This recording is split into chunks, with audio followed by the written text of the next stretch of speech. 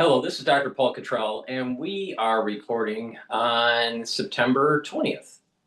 I'm going to be putting this on YouTube, Brighteon, Bitchute, and Rumble. Also, you can watch these videos on X, on my website, the-studio-reykjavik.com. Here are the audio versions on Podomatic, Apple Podcast, or on my website under Broadcast Radio. There's many ways to consume the content that I create. These are all free. Please help support the work by sharing the links, making sure you subscribe to all the channels. I have 4 channels on YouTube, Brighteon, Bitchute, and Rumble. You can donate on my website, the-studio-reykjavik.com. You can donate through Stripe, PayPal, or buy me a coffee. You can be a paid member to my Patreon channel or to my Substack.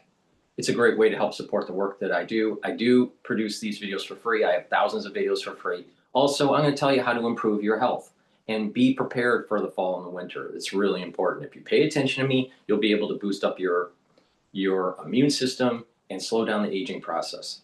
With that, we're going to go over lots of different videos in this segment.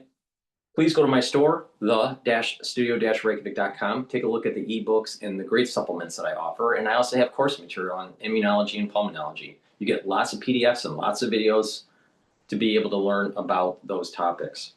Now, you can go to my store and get the Max 35. Max 35 or Cleanse. Cleanse is 30 parts per million. Max 35 is 35 parts per million. You take a teaspoon a day, every day, swish it in your mouth, gargle about 20 seconds, 30 seconds, and then swallow. What that will do is improve your oral cavity health and your oral pharynx, help with the mucosal barrier, help to improve the health of your epithelial lining. That's super important to boost up that immune system. So please go to my store, the-studio-reykjavik.com. Take a teaspoon a day, every day. I've been doing this for more than 5 years. Now, if you're not feeling well or if someone around you is not feeling well, especially during the fall and the winter, what you want to do is you want to take a tablespoon or 2 a day, swish it in your mouth, gargle, and then swallow it. And then go back to your maintenance dose when everything's all clear. It's really important to boost up that immune system. And also, it's important to use the structural nano silver soaps. I have charcoal tea tree, lemongrass, lavender, and peppermint. Get a few bars for your household. Very high quality soaps. These are soaps that I use and help with your health and wellness. Make sure you use discount 5. You get $5 off any order. If you spend $100 or more, you get a free gift until supplies last. So please go to my store, the-studio-reykjavik.com. Get the great products, stack them the way I tell you to slow down the aging process, boost up your immune system, and be prepared for the fall and the winter.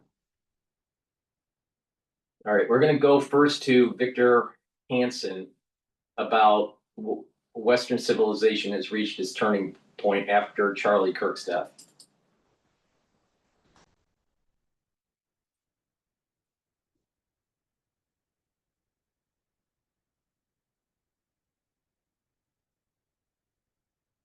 Yeah.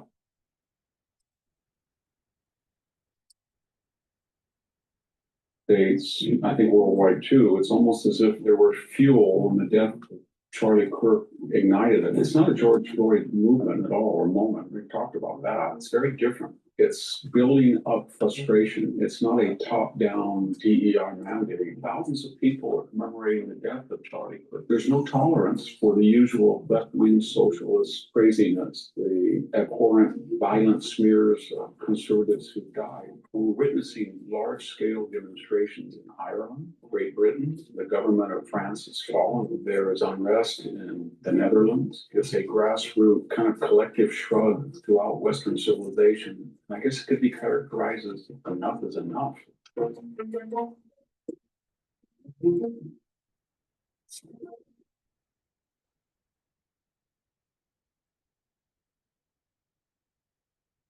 Hello, this is Victor Davis Hansen for the Daily Signal. Something is happening in the United States, I think worldwide too. It's almost as if there were fuel when the death of Charlie Kirk ignited it. It's not a George Floyd movement at all or moment. We've talked about that. It's very different. It's building up frustration. It's not a top-down DEI mandate. It's a grassroots kind of collective shrug throughout Western civilization. And I guess it could be characterized as enough is enough. We're witnessing large-scale demonstrations in Ireland, Great Britain. The government of France has fallen. Mr. Macron will have to appoint a new prime minister. There is unrest in the Netherlands. We used to think during the Cold War that Eastern Europe was supposedly backward politically, under the Soviet sway, economically stagnant. But since the Cold War, and especially lately, the Eastern Europeans seem the most sensible of all Westerners. They believe in tradition, they believe in borders, they believe in legal-only immigration, they believe in fossil fuel development, and they have strong militaries because they've experienced Soviet aggression and German aggression in the past. And yet they also are having a reinforcing moment.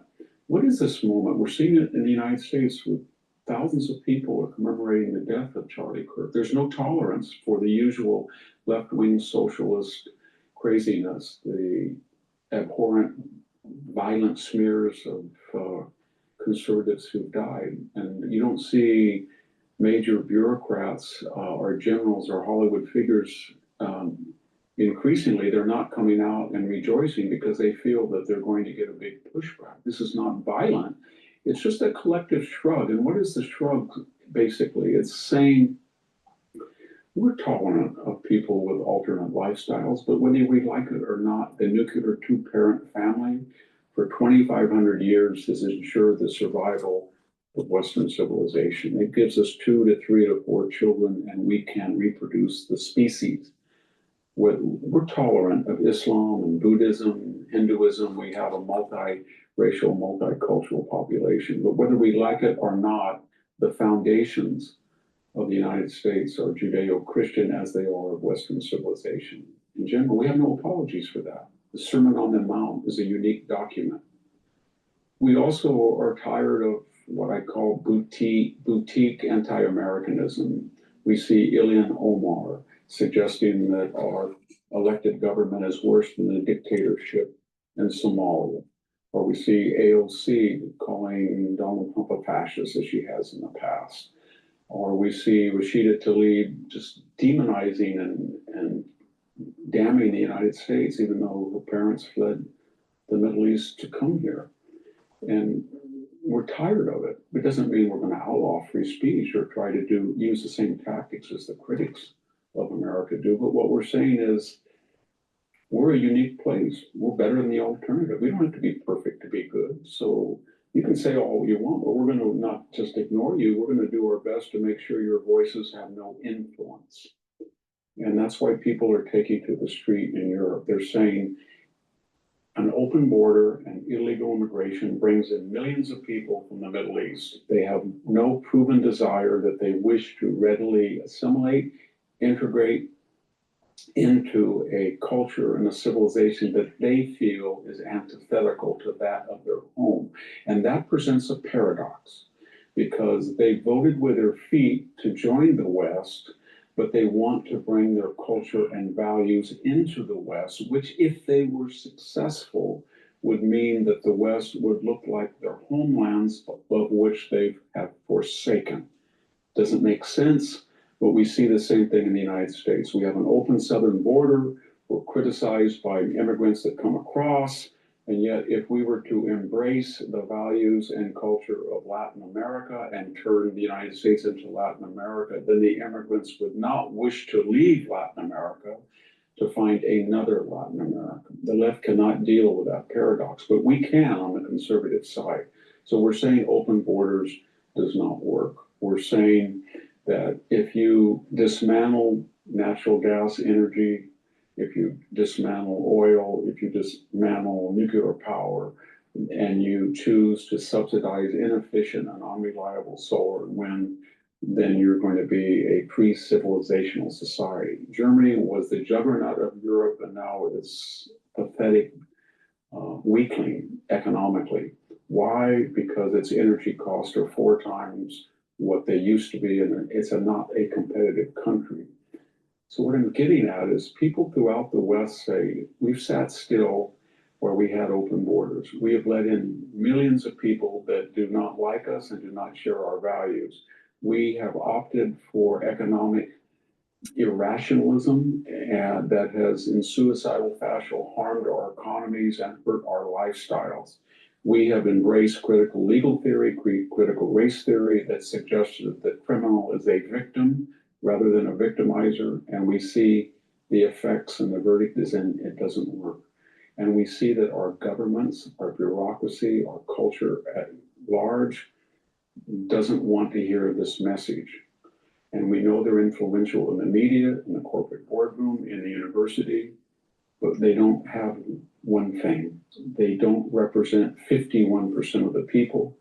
And crowds are now marching in Europe, in the United States, and the message is what has worked in the past does not have to be perfect, as I said. It's better than the alternative. And we're going to return to it. And we wish you would join us. But if you don't want to join us, and you want to dismantle Western civilization, or you hate the United States, or you despise your particular European country, then you're going to be voted out of office and you're going to have zero political power, as it should be. Thank you very much.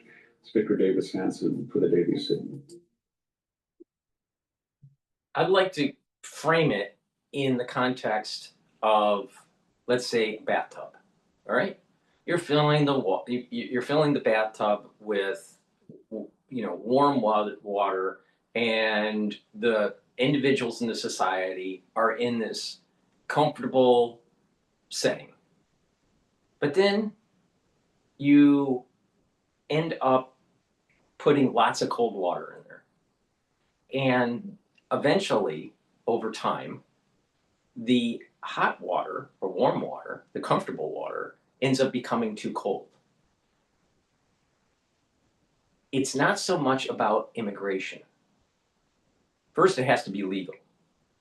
But it's also about the differential equation of the flow. It's the rate of flow. If the rate of flow is too great than what the society can absorb, then you are going to cause social disruption. So individuals that are running away from their society because they want it better in America don't realize that they can't copy and paste their society in the United States, because it won't be as productive. It won't be as free. Because if that was the case, then they wouldn't have left their society.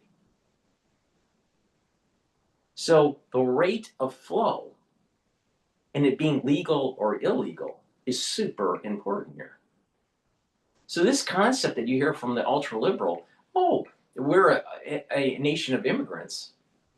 Yeah, but we are also a nation of law and order. And we're also a nation of understanding titration is really important. And just unfettered flow will actually lead to the destruction of the society. Conservatives need to push back on the liberal that immigration unfettered is going to wreck the society, and that the flow and it being legal or illegal is highly important.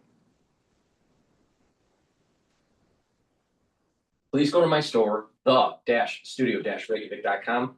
Get the zeolite. The zeolite will bind to heavy metals, toxins, and chemicals, and allow you to urinate them out within 6 to 8 hours. Super important to detoxify your body every day. You take 3 small drops underneath your tongue, drink the filtered water, and you're going to be detoxifying your body, including PFAS. Now, when you detoxify your body, that means you're improving your different organ systems, including your immune system and your endocrine system, your brain function, your lungs and your kidneys, your liver. Really important. So please make sure that you get the zeolite from my store. Take it every day. 3 small drops underneath your tongue. And make sure you drink filtered water. Make sure you stay away from processed foods and clean your environment in your home and stay away from the chemicals that you don't need. If you have cleaning solutions in your house, in the garage or the basement, or in the shed, or in the closets, just make sure that you have it double wrapped in some sort of container. And that way it's reducing the degassing. Also, magnesium and zinc boosts up that immune system. Magnesium is very beneficial for increasing the efficacy of vitamin D3, and magnesium and zinc is going to help with brain function. So it's dual purpose. Get the magnesium and zinc from my store, the-studio-reykjavik.com, and be prepared for the fall and the winter. It's going to be problematic in the United States, and you need to boost up that immune system. Now, you've been warned. It's up to you. Please go to my store and get the magnesium and zinc and the zeolite.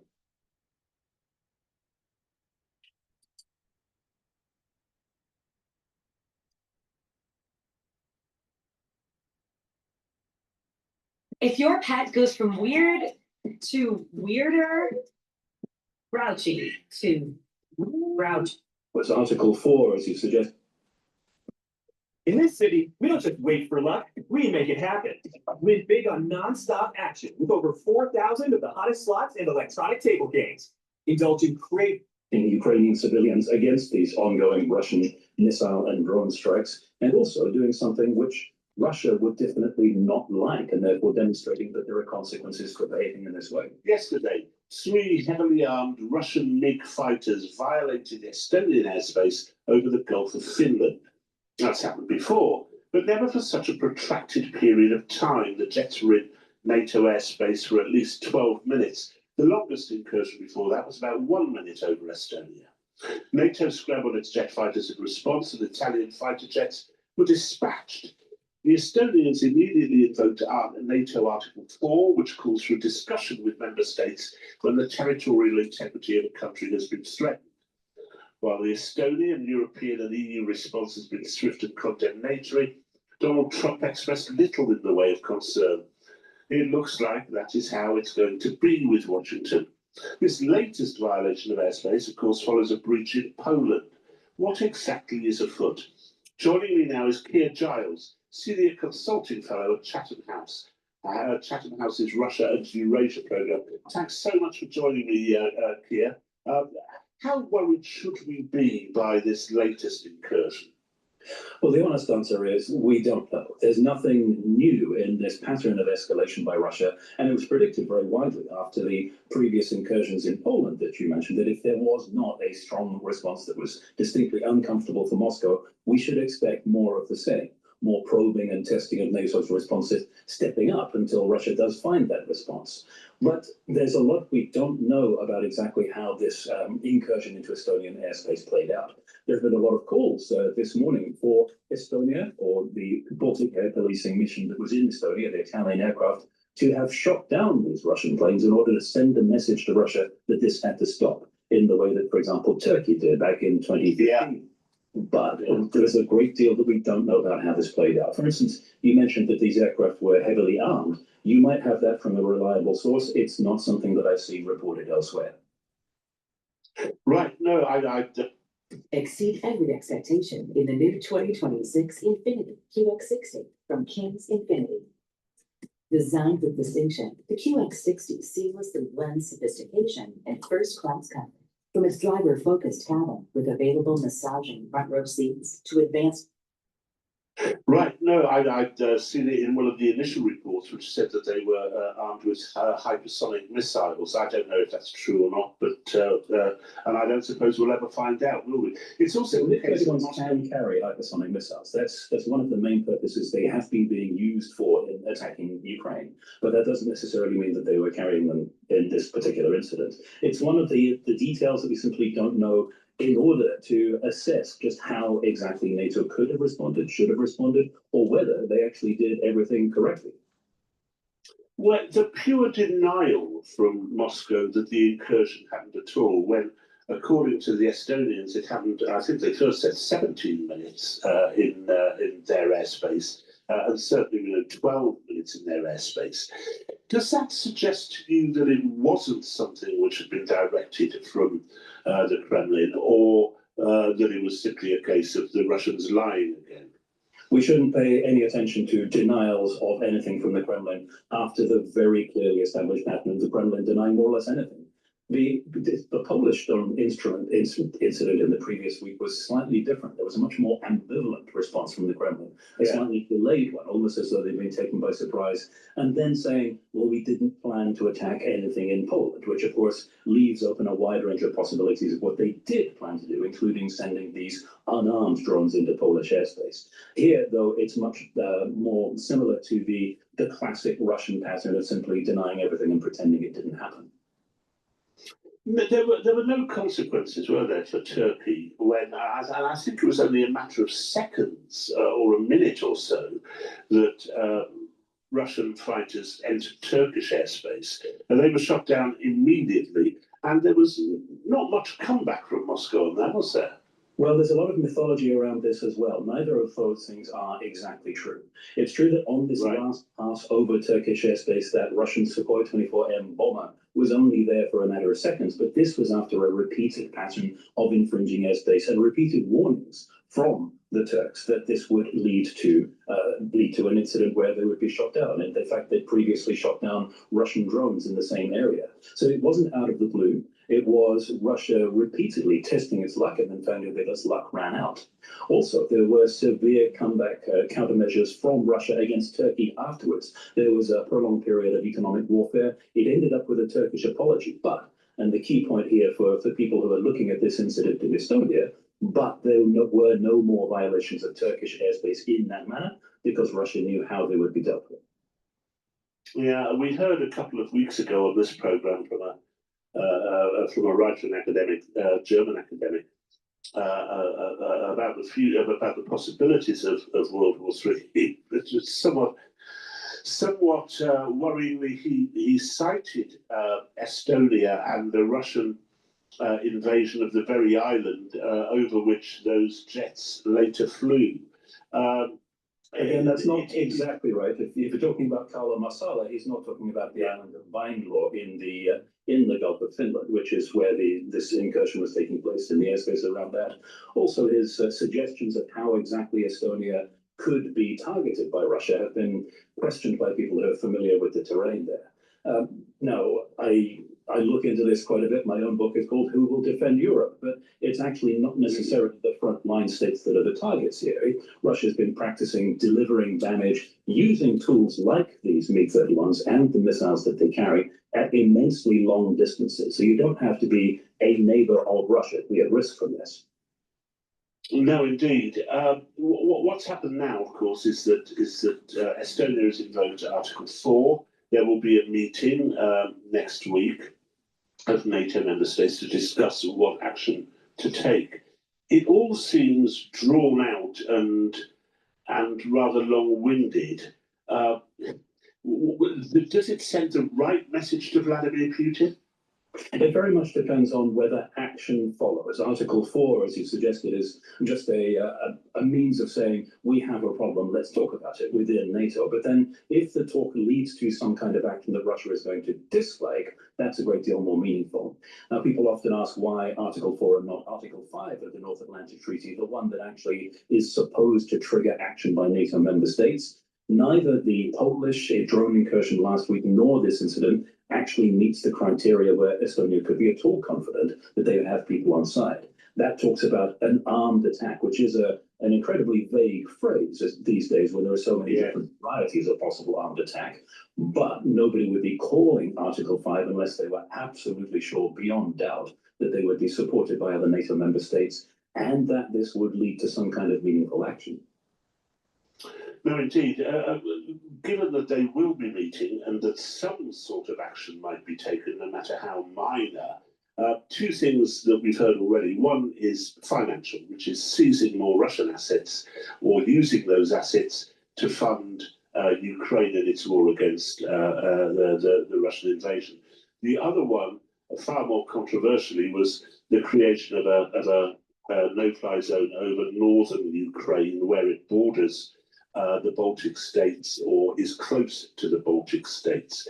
Do you see either of those as See, being part- either likely or useful? Part of the problem with what we have today in Europe is now because Trump hasn't been forceful enough against Putin. See, Trump's weakness, his kryptonite, is that he thinks that he can negotiate everything. And that if someone is talking nice to him, that everything, he's got a good relationship and that he'll be able to de-escalate. But when you have certain people that know how to psychologically work the room or work the president of the United States, then what will happen is what we see today. Putin is not willing to do the off ramp. And he has shown this multiple times through the Trump 2.0 administration. Trump's too chicken. It's the taco trade. Trump always chickens out, and Putin knows it. And so he's just taking advantage of the situation. Trump's not going to do anything. He's not willing to do the secondary sanctions because it's going to cause havoc in the bond market. It's going to cause havoc with the other trade partners like India and China. He can't do it. It's going to tip the economy probably into a recession in the United States. So what's Trump going to do? Sanctions don't really work directly. Primary sanctions don't really seem to be working on Russia. So maybe Trump needs to actually say, Putin, because you did this, we are now putting in certain ground to Air Force missiles that have ranges going all the way into Moscow, and that if there's continued encouragement, that Moscow is going to be leveled. Now either take the off ramp or prepare for war. But Trump's not willing to do that. Now, at the beginning of this, I've been saying from day one that NATO's expansionism created Putin in these conditions. But Putin's not taking the off ramp. So now we're at a situation where we have to stop it before it metastasizes. So now you can be not for the war in Ukraine and, thinking that it was NATO expansionism that started all this and the hubris of the United States after the fall of the Berlin Wall, and that's all correct. But when you have someone like Putin now willing to take the off ramp with a president like Trump, then there's malicious intent, and therefore we have to fight it. So Article 4 being activated with Estonia, guess what? We need to activate Article 5. NATO needs to do what it was designed to do, and that is to stop the encroachment of Russia. At that time, when it was started, it was the Soviet Union. But the thing is that Putin is not backing off. And the only thing that Russia understands is force. Now, Trump is just willing to play it. Now, here's the added complexity. If we get bogged down in a war in the Eastern Front, in Europe, in the European theater, it weakens our prowess for a Pacific theater conflict with China. And China knows this. So we're in a precarious situation. But the thing is that we can't let Putin continue on this route. Now, secondary sanctions aren't going to work. Okay, all right, wait, you're going to put sanctions on India? How's that going to stop anything? You're going to put sanctions on China? How's that going to stop anything? It's not going to stop the war in Ukraine. It's going to create higher tariffs, and this whole tariff war that we're in with India and China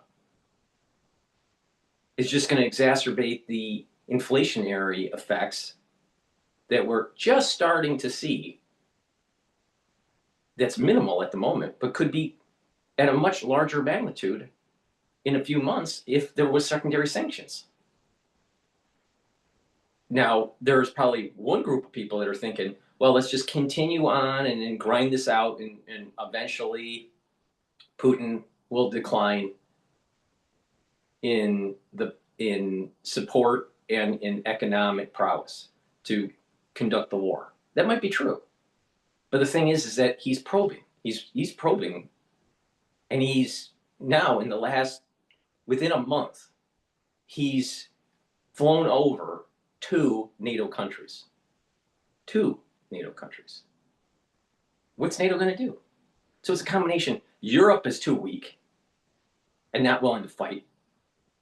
And the United States has a president that thinks that just because he has a personal relationship with a particular leader, that he'll be able to de-escalate it. And obviously he can't. He's not de-escalating it. He needs to be forceful. And this goes back to what I was saying before with Iran. Trump, yes, he should have bombed the nuclear facilities. I'm glad that he did. The thing is, he didn't take it far enough to Tehran and decapitate the Ayatollah because he was chicken. He was the chicken. And the same thing here. He's chicken to actually solve the problem and root out Putin. Either it should be really deontological. Putin, take the off ramp, or 10 days, you're going to be a dead man.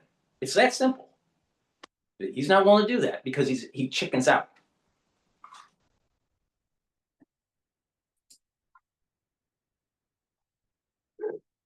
Well, let's not forget this war has been going on for 3.5 years, and these suggestions for these countermeasures to try to reduce the risk to Western countries, to NATO countries from Russia, and also to invoke some kind of countermeasures against Russia to punish it for its war, have been on the table the whole time. And nobody has yet taken these steps. So the question, of course, as always, is what will it take from Russia to actually move people to actually moving to these steps and doing it? That suggestion of having an air protection zone against Russian air assets over northern and western Ukraine in order to protect NATO airspace was resurrected again after this Polish drone incursion because of the problem that NATO faces, that they can only tackle these Russian air threats after they've actually crossed the border rather than before. But of course, it would have the side benefits of protecting Ukrainian civilians against these ongoing Russian missile and drone strikes, and also doing something which Russia would definitely not like, and therefore demonstrating that there are consequences for behaving in this way. But it would also possibly draw Russian fighters into conflict with NATO fighters, wouldn't it? That's been the primary objection to it so far, the risk that there might be some kind of direct confrontation between Russia and NATO, which is a slightly perverse argument if the whole point of this is to protect NATO from these Russian fighters and these Russian air threats. Now, looking at the way in which Ukraine's airspace is contested and the way in which Russian operations against it have been conducted, no, there isn't that direct risk if you are far from the front line of actually encountering Russian manned aircraft. Instead, it is shooting down these long-range threats, intercepting the drones, dealing hopefully with the missiles that are launched in some cases from well within Russia itself. Right. Well, Pierre, thank you ever so much for joining us this morning. That was very, very useful. It's a big problem. It's a big problem because Trump chickens out. Putin knows that he can get away with it, and NATO is weak. Please go to my store, the-studio-reykjavik.com, and get the collagen. This is a dual-purpose supplement. It's a month's supply. It will help with your skin, your nails, your hair, your musculature, your bone density, and your joint health. Take it every day. Super important. You can mix it with soft foods, filter water, a smoothie, or even with milk. Another great supplement to take, and you can stack it with the collagen, is Boomer Boost. Boomer Boost is a wonderful product to take to slow down the aging process and to get more vitality. You will start noticing the benefits of this within 72 hours. 72 hours, your vitality is going to increase. Now, this will target multiple systems. Long term, you're going to see it slowing down your aging process. And it's going to help to boost up your immune system, your endocrine system, your brain function. Right? Those are long-term benefits. There are other benefits that this will target. Heart and vascular system will improve. Brain function, you're going to be able to sleep better. You're going to be able to consolidate memory. You're going to improve the neuroplasticity, so you're going to be thinking better. And by sleeping regularly, You're also detoxifying your central nervous system. It'll help with musculature, rev up your metabolism, and increase your energy levels. This is very powerful stuff. It's very comprehensive compound. And again, it's a powder. This is a month supply. You mix it with soft foods, filtered water, a smoothie, or even with just milk. I take it in soft foods, but take it every day. And that way you are getting all the nutrients you need, and you're revving up your metabolism, and you're targeting all these different systems like your musculature, your brain function, your cardiovascular, and your immune system will improve, your endocrine system will improve. And you stack it with some of the other great products that I have, and you're building this stack for a health protocol to slow down the aging process and to boost up your immune system. Super important, especially in the fall and the winter. So please go to my store, get the Boomer Boost. Again, you're going to feel the benefits of this within 72 hours. And collagen, take to improve your joints and your musculature, your bone density, and your skin. All right, let's go to BBC and their take on Estonia. Zero helps me take my fitness anywhere I want.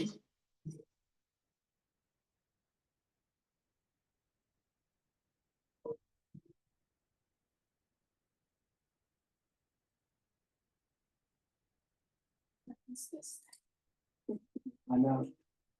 An extremely dangerous provocation. The European Union has condemned Friday's violation of Estonian airspace by 3 Russian fighter jets. Estonia has requested urgent talks with its NATO military alliance allies after the incident. Estonia's defense minister called the 12-minute incursion unprecedented. The Russian aircraft were intercepted by NATO pilots. The Swedish military published these photos of the Russian aircraft taken after they had left the Estonian airspace. Russia's defense ministry denied it had violated Estonia's airspace. It said 3 fighter jets completed a scheduled flight over what it called the neutral waters of the Baltic Sea. The EU's foreign policy chief said Russia was testing the West's resolve and it must not show weakness. President Trump said it could mean big trouble. Joan has the latest. On NATO's eastern flank, a ceremony to mark 10 years of the alliance's Southeast Command Centre in Romania, on the day it was once again tested by Russia. It was near the island of Veenlu in the Gulf of Finland that today's incursion took place. Italian jets were scrambled. 3 Russian MiG-31s spent 12 minutes in Estonian airspace before leaving. Now, it was the 4th time this year that something like this has happened in Estonia, although this was the most serious incident. And it comes just days after Russian drones flew over Romania and Poland. Some of them were shot down by NATO jets. The incursion was met with an angry response from Estonia, who invoked NATO's Article 4, calling a consultation with the rest of the alliance. We had the situation under control, but yes, it is unprecedented that for 12 minutes the Russians were in our airspace, but there was a very good coordination among different countries. There are British troops based in Estonia who were recently visited by Prince William. Today, the Foreign Secretary, Yvette Cooper, said Britain stands with Estonia, while the EU's top diplomat took a tough line. We mustn't show no weakness, because weakness is something that invites Russia to do more, and they are increasingly more dangerous, not only to Ukraine, but also to all the countries around Russia. President Trump said he was waiting to be briefed on exactly what happened, but... Well, I don't love it. I don't love it. I don't like it when that happens. Could be big trouble. Yeah, do something about it. He doesn't do anything about it. It all comes just days after Russia held massive military drills.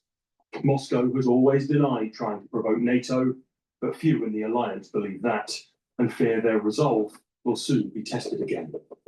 Joe Ingwood, BBC News. Well, Estonia's ambassador to the United States gave the BBC his reaction to the violation of its airspace. As it was said, this was the most serious NATO's airspace violation in Estonia since Estonia became the member of NATO in 2004. And as such, both the number of the aircraft as well as the flight path and duration of the incursion, it was serious. It was serious, it was brazen, and therefore, Estonian government met today, and we are asking Article 4 consultations in NATO. Well, Stephen Fish is an expert on Russia who has met President Putin. He gave me his reaction to the Russian violation of Estonia's airspace. Of course, it was a deliberate act. Of course, it was Putin's decision. What Putin is doing is trying again to kind of push out the bounds of what the world sees as permissible. He commits kind of outrage after outrage, and then when the West doesn't respond strongly, kind of pauses, and then he commits the next outrage. And then we become accustomed to what he's doing. What he's doing is both flexing his power in the world. He looks like a very strong leader, while the West kind of recoils and doesn't respond to these things. And he's also testing Western resolve. And so far, the West is failing that test. So how do you expect NATO to respond now? Estonia has said it wants talks with its alliance allies. Let's ask ourselves what Russia would do if MiG fighter aircraft from the United States or another NATO country flew deep into Russia's airspace, turned off the transponders, had no connection with anybody on the ground, and went halfway into Russia. Which is pretty much what these MiGs did in Estonia. Estonia's a small country. They covered a lot of territory in 12 minutes. What would Putin do? Would he call an urgent meeting of his allies to discuss the problem? Would he issue a strong statement condemning it? Or C, would he shoot down the airplanes? He would shoot down the airplanes. And that would be an entirely defensive reaction. Mm-hmm. Look, at some point, NATO is going to have to realize that another sanction on this or that Russian company is not going to dissuade Putin. He is getting more rather than less aggressive over time. He is betting that NATO and Western countries in general are led by cowards.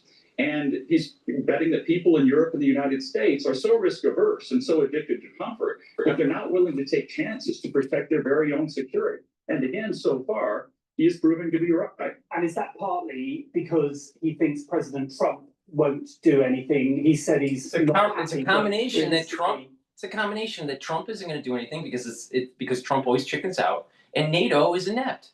The European nations are inept. What could President Trump do?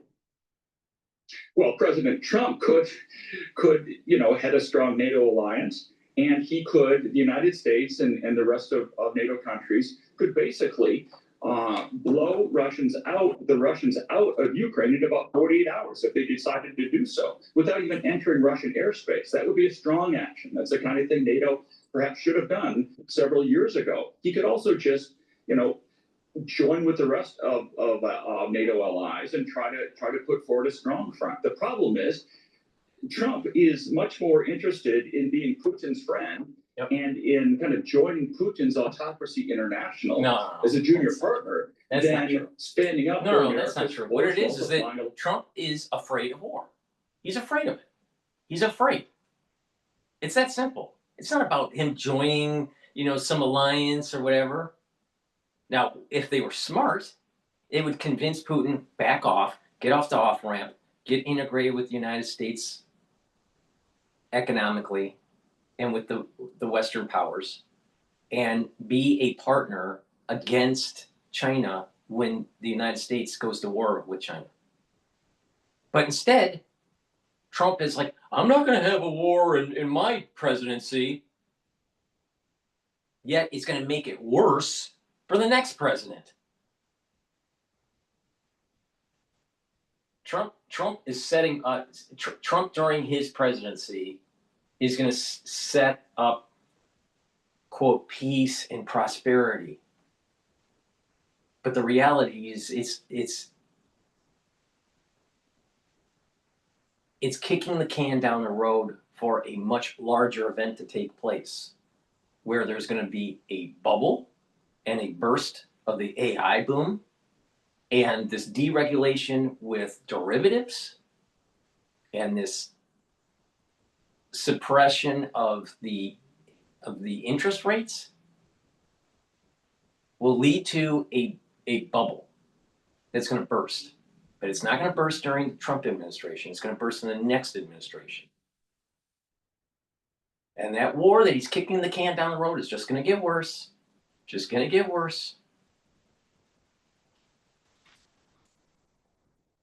Quote, peace and prosperity will be under Trump. That's true.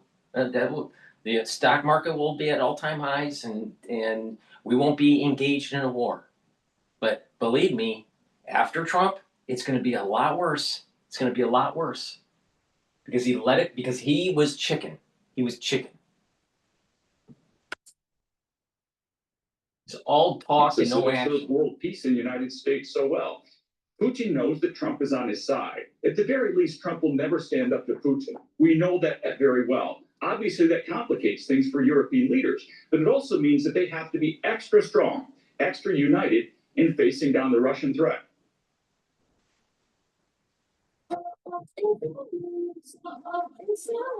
I just find that Trump, after seeing what he did, the lack of follow through with Iran,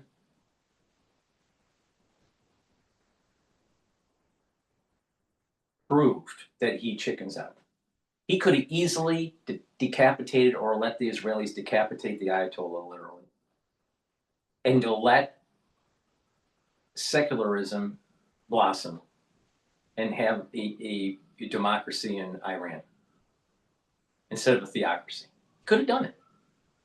He blew that chance. Totally blew it. Totally blew it. It's a complete failure. Now, with Putin, he knows Putin. He's going to be able to de-escalate it because he's friends with Putin. Knowing that the United States has no desire to get into a war in Europe directly. And there's more than half of the nation doesn't even want to provide weaponry. And then you have an inept NATO. So they were bolstering for decades. They've been bolstering that NATO needs to expand and to be able to curtail the potentiality of Russia doing an incursion into Europe. Well, it's happening right now, and NATO can't do anything about it because the NATO alliance is weak, and the big dog in the room, the United States, isn't willing to do anything about it because we have a president that is afraid. He chickens out. He's all big talk, and it's just he chickens out. Look at what's happening with the tariffs. Oh, we're going to raise it to 125% for tariffs for China, and then he goes back down to 15 or 25%, and he calls it a win. He's all talk. Come on, let's get it going. And I support Trump. He's way better than Harris. Harris is just a socialist fool. But what's going to happen under the Trump administration is that he's deregulating the banking industry. There's going to be new derivative products that are tied to illiquid markets like private debt and private equity. He's bringing down interest rates more, trying to relax loan provisions, trying to reduce the actual reporting structure for companies so they're only reporting every 6 months instead of every quarter. So if you're an investor, would you want information every quarter or every 6 months? Obviously every quarter, because you want to know how the company that you invested in is doing. It's like if you have a patient in the ICU, do you only look at the telemetry of the patient? Do you only look at the lab results of the patient every 6 months, or would you prefer to see it every few hours? Obviously, you want to see more data. Oh, it's a burden on the companies. Well, wait a minute. But showing less financial data to the public allows for companies to hide. oh, but there's some companies that they have to invest so much money that it takes a while for them to start seeing a return on it. So the individual buying into that type of company, that type of business, they know that. So they discount the actual share price based on that knowledge. Trump's setting up. Trump isn't smart enough to realize that these policies that he has in international affairs and in domestic economic policies are going to be pernicious and cause a major problem down the road.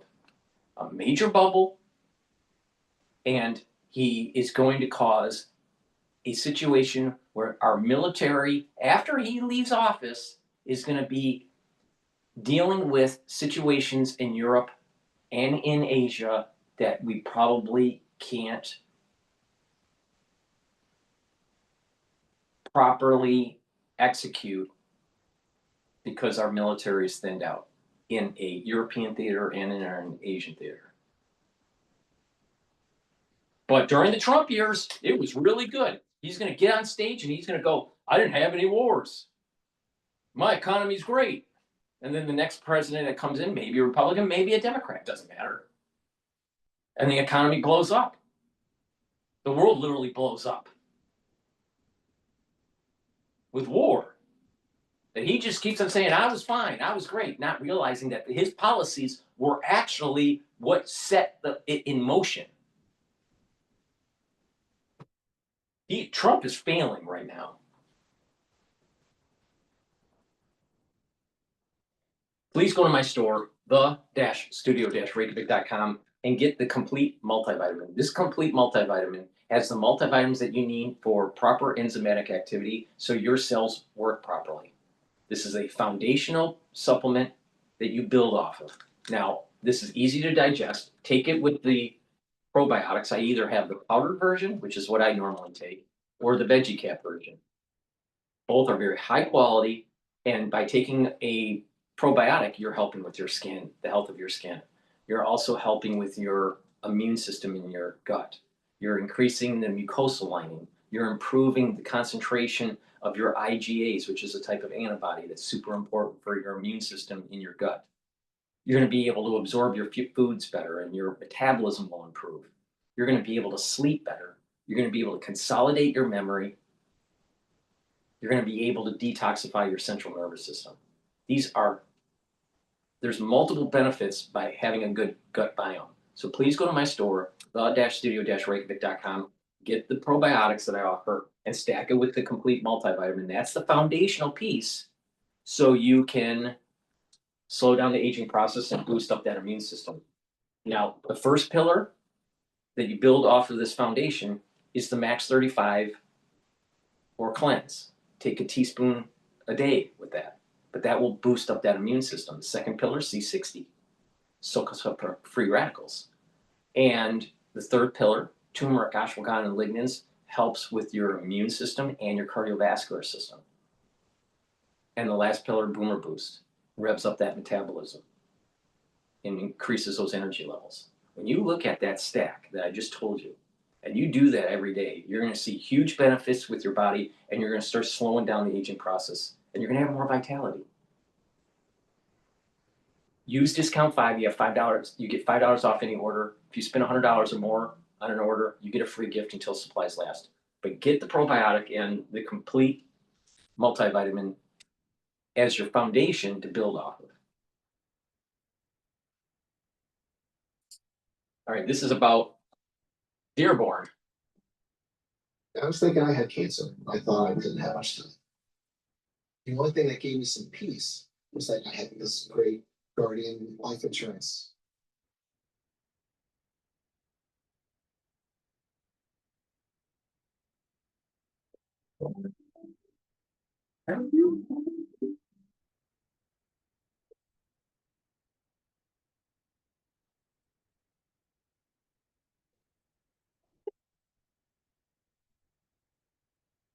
Speaking of religion, in Dearborn, Michigan, which is now a Muslim town, In Dearborn, Michigan, the mayor and the council decided that they were going to name a street after a Hezbollah fighter. Now, Hezbollah is a terror organization that has attacked not merely our allies, but has attacked the United States. Hit U.S. Marines in Beirut. A Dearborn, Michigan resident, just a normal-looking white guy, shows up to the council and says that this doesn't seem like a really good idea. The mayor of Dearborn, Abdullah Hamoud, says that resident is not welcome in Dearborn. I mean, Hezbollah, bombed the embassy in Beirut and including many Americans. So I just feel it's quite inappropriate. You are an Islamophobe, and although you live here, I want you to know as mayor, you're now. Now think about this. Think about this. This is in Michigan, all right? There's two areas in Michigan that are heavily influenced by Islam, Hamtramck and Dearborn, all right? Now, Hamtramck used to be a Polish sector of an enclave of Detroit. And Dearborn used to be, back in the 50s, all right, and 60s, and the 70s, was where most people lived that actually worked for Ford Motor Company, because that's where the glass house is, which is going to be torn down. But that was where the headquarters were. So Dearborn was heavily influenced with Ford Motor Company. But then there was this takeover that took place. And my memory of this is like happening around the late 80s is when this starts. All right. But now it's taken over. It's Islamabad. All right. Now you have an individual here that is not paying attention. He doesn't care because he knows that white America or non-Islamic America is moving out of Dearborn. So he doesn't care. He doesn't care. He doesn't care about the history. He doesn't care about that there isn't actually a big problem with Islamic terrorism. All right. So if you go against them as they set up a caliphate in the United States, there's literally two caliphates there's a caliphate in the United States, all right, in Michigan. And that's in Dearborn and that's in Hamtramck. It's a caliphate. But if you go and talk to your mayor in a formal setting like council meeting, oh, you must be bad. You must be a Islamophobe. So America is getting attacked by two different things here. And a caliphate, because of this crazy immigration that's been taking place. And believe me, Judaic and Christian mindset and ethics don't run parallel with Islamic extremism. And then you have this socialistic Marxist takeover that's happening at the same time. Now, what's weird about this is that the socialist, ultra-lib mentality is actually antithetical to Islamabad in Michigan. They're going to fight each other too, but right now they're working together. Like queers for Gaza or Hezbollah. But the point here is that there's two things going on in the United States. Two things. A Marxist takeover and a caliphate that's starting to develop.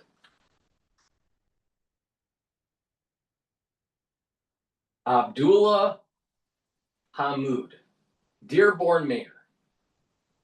And he's listening to one of his residents in Dearborn that he represents. But listen how he conducts himself to the people that he represents.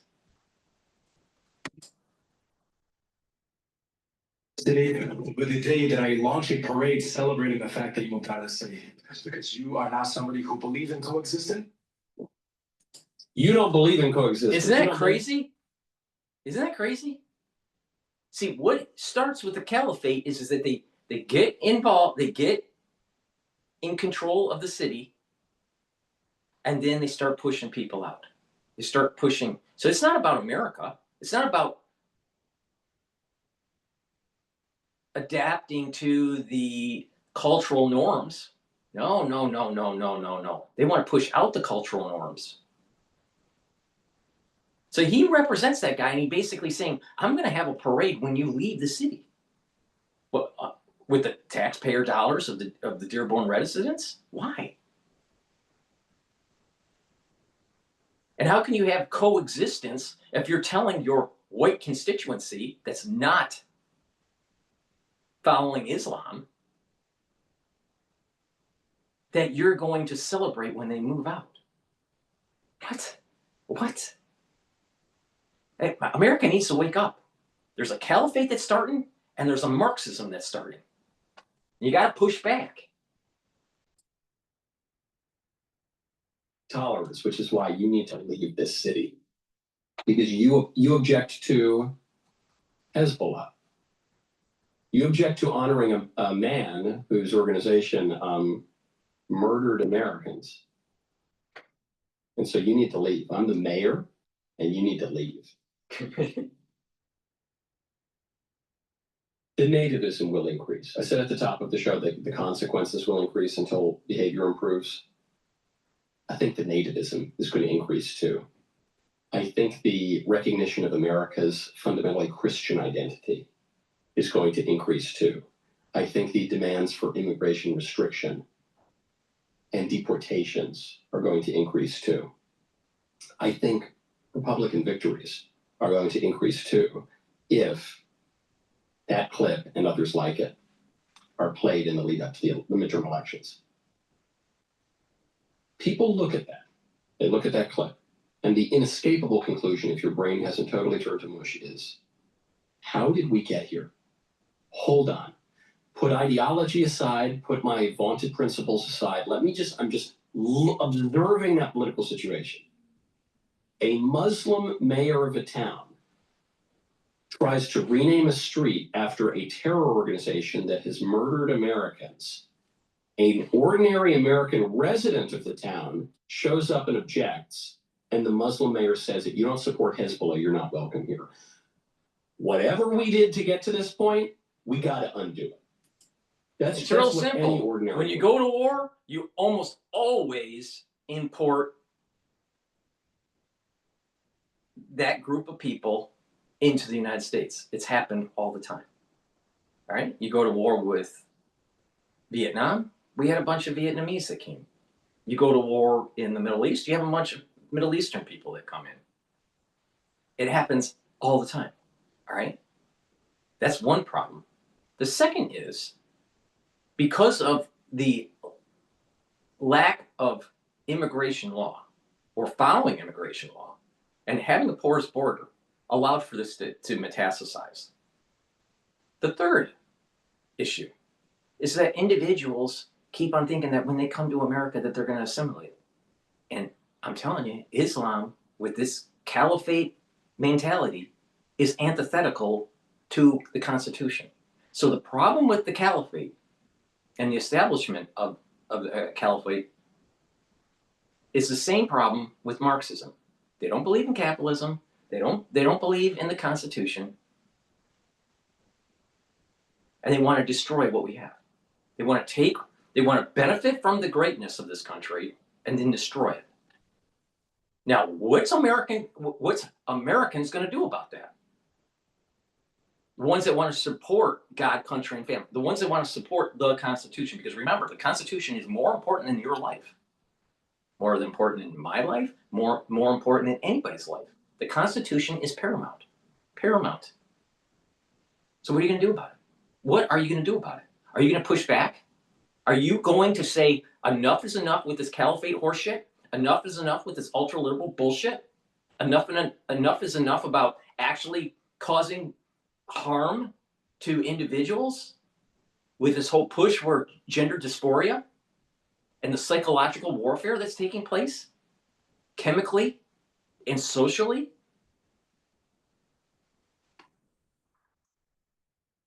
this is going to lead to kinetic war.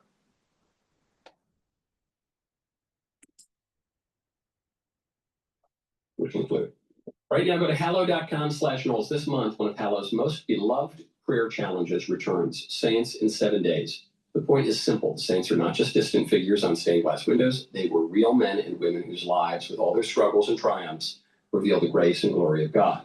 In discovering their stories, we may just begin to see how God is quietly at work in our own. Beginning September 15th, we start with King David, brought to life by Michael Iskander from House of David. David's story is one of the most dramatic in Scripture: shepherd, warrior, king, poet, flawed, of course, but always returning to the Lord. His psalms still echo with raw honesty, repentance, and trust. On September 22nd, Gwen Stefani tells the story of Esther, the young queen who risked everything. People. Then we'll walk with Saint Therese of Lisieux, who shows us holiness, and the Marrow, who teaches us what it means. Holiness is not one size fits saints in 7 days for free at hallow.com/Knowles. And so then they start thinking, well, what got us to this point? Mass migration, religious indifferentism that tells us that all religions are basically the same. This language of phobias that suggests that it's irrational to object to certain ideologies and heresies. The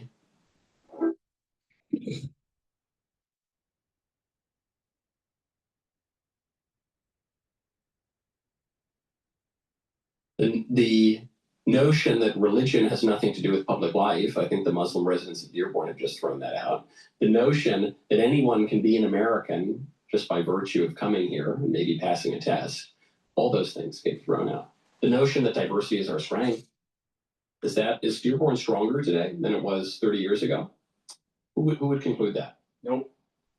All of those things are going to be thrown out. I said this about the LGBT movement. Remember, I said, leading up to 2023, 2024 call it, there was this steady advance of the LGBT movement, which reached its apotheosis in the transing of little kids, in castrating little kids, shortening their lives, giving them bone problems, pretending that little boys were little girls as young as elementary school. And I said, that's too far. That's gone too far. And it's on the campaign trail, Republicans ran on that and they won on that issue. I said, what the left is going to be desperate to do now is to stop the boomerang going in the other direction. Because that idea that led to transing the kids started with feminism in the 1970s, which said men and women are basically the same, which led to the LGBT movement, which said that men and women are basically the same, which led inevitably to redefining marriage, because men and women are basically the same. So why are two men any different than a man and a woman? Which led to the transgender ideology of men and women are basically the same, then why can't a man be a woman? Which led to transing the kids, necessarily. Because if a man can really be a woman, if you can be born in the wrong body, then that would be true from the moment of your birth, and then little kids could be trans. You see, those ideas inevitably leap under the weight of their own illogic to that final point. And once you realize that the final conclusion is absurd, then you start going back in the other direction. And you say, wow, hold on, we've made a lot of errors along the way. We need to correct those. And it's very difficult to stop that momentum in the other direction, just as it was when it was advancing. The same thing is going to be true on immigration, on religious indifferentism, on American identity. You're seeing that play out. Play that clip. Every Republican, clip that out, play that in your district. Democrats won't have a chance. The same thing is going to be true when it comes to standards and the free marketplace of ideas and the terms of engagement in debate. They assassinated Charlie Kirk. They celebrated his murder. Something has gone wrong. And we need to take concrete actions very quickly to remedy the many errors that led to that moment. The many errors that they can't just dismiss, that they can't just brush under the rug, that they can't just say, well, it was just some kook, some lunatic.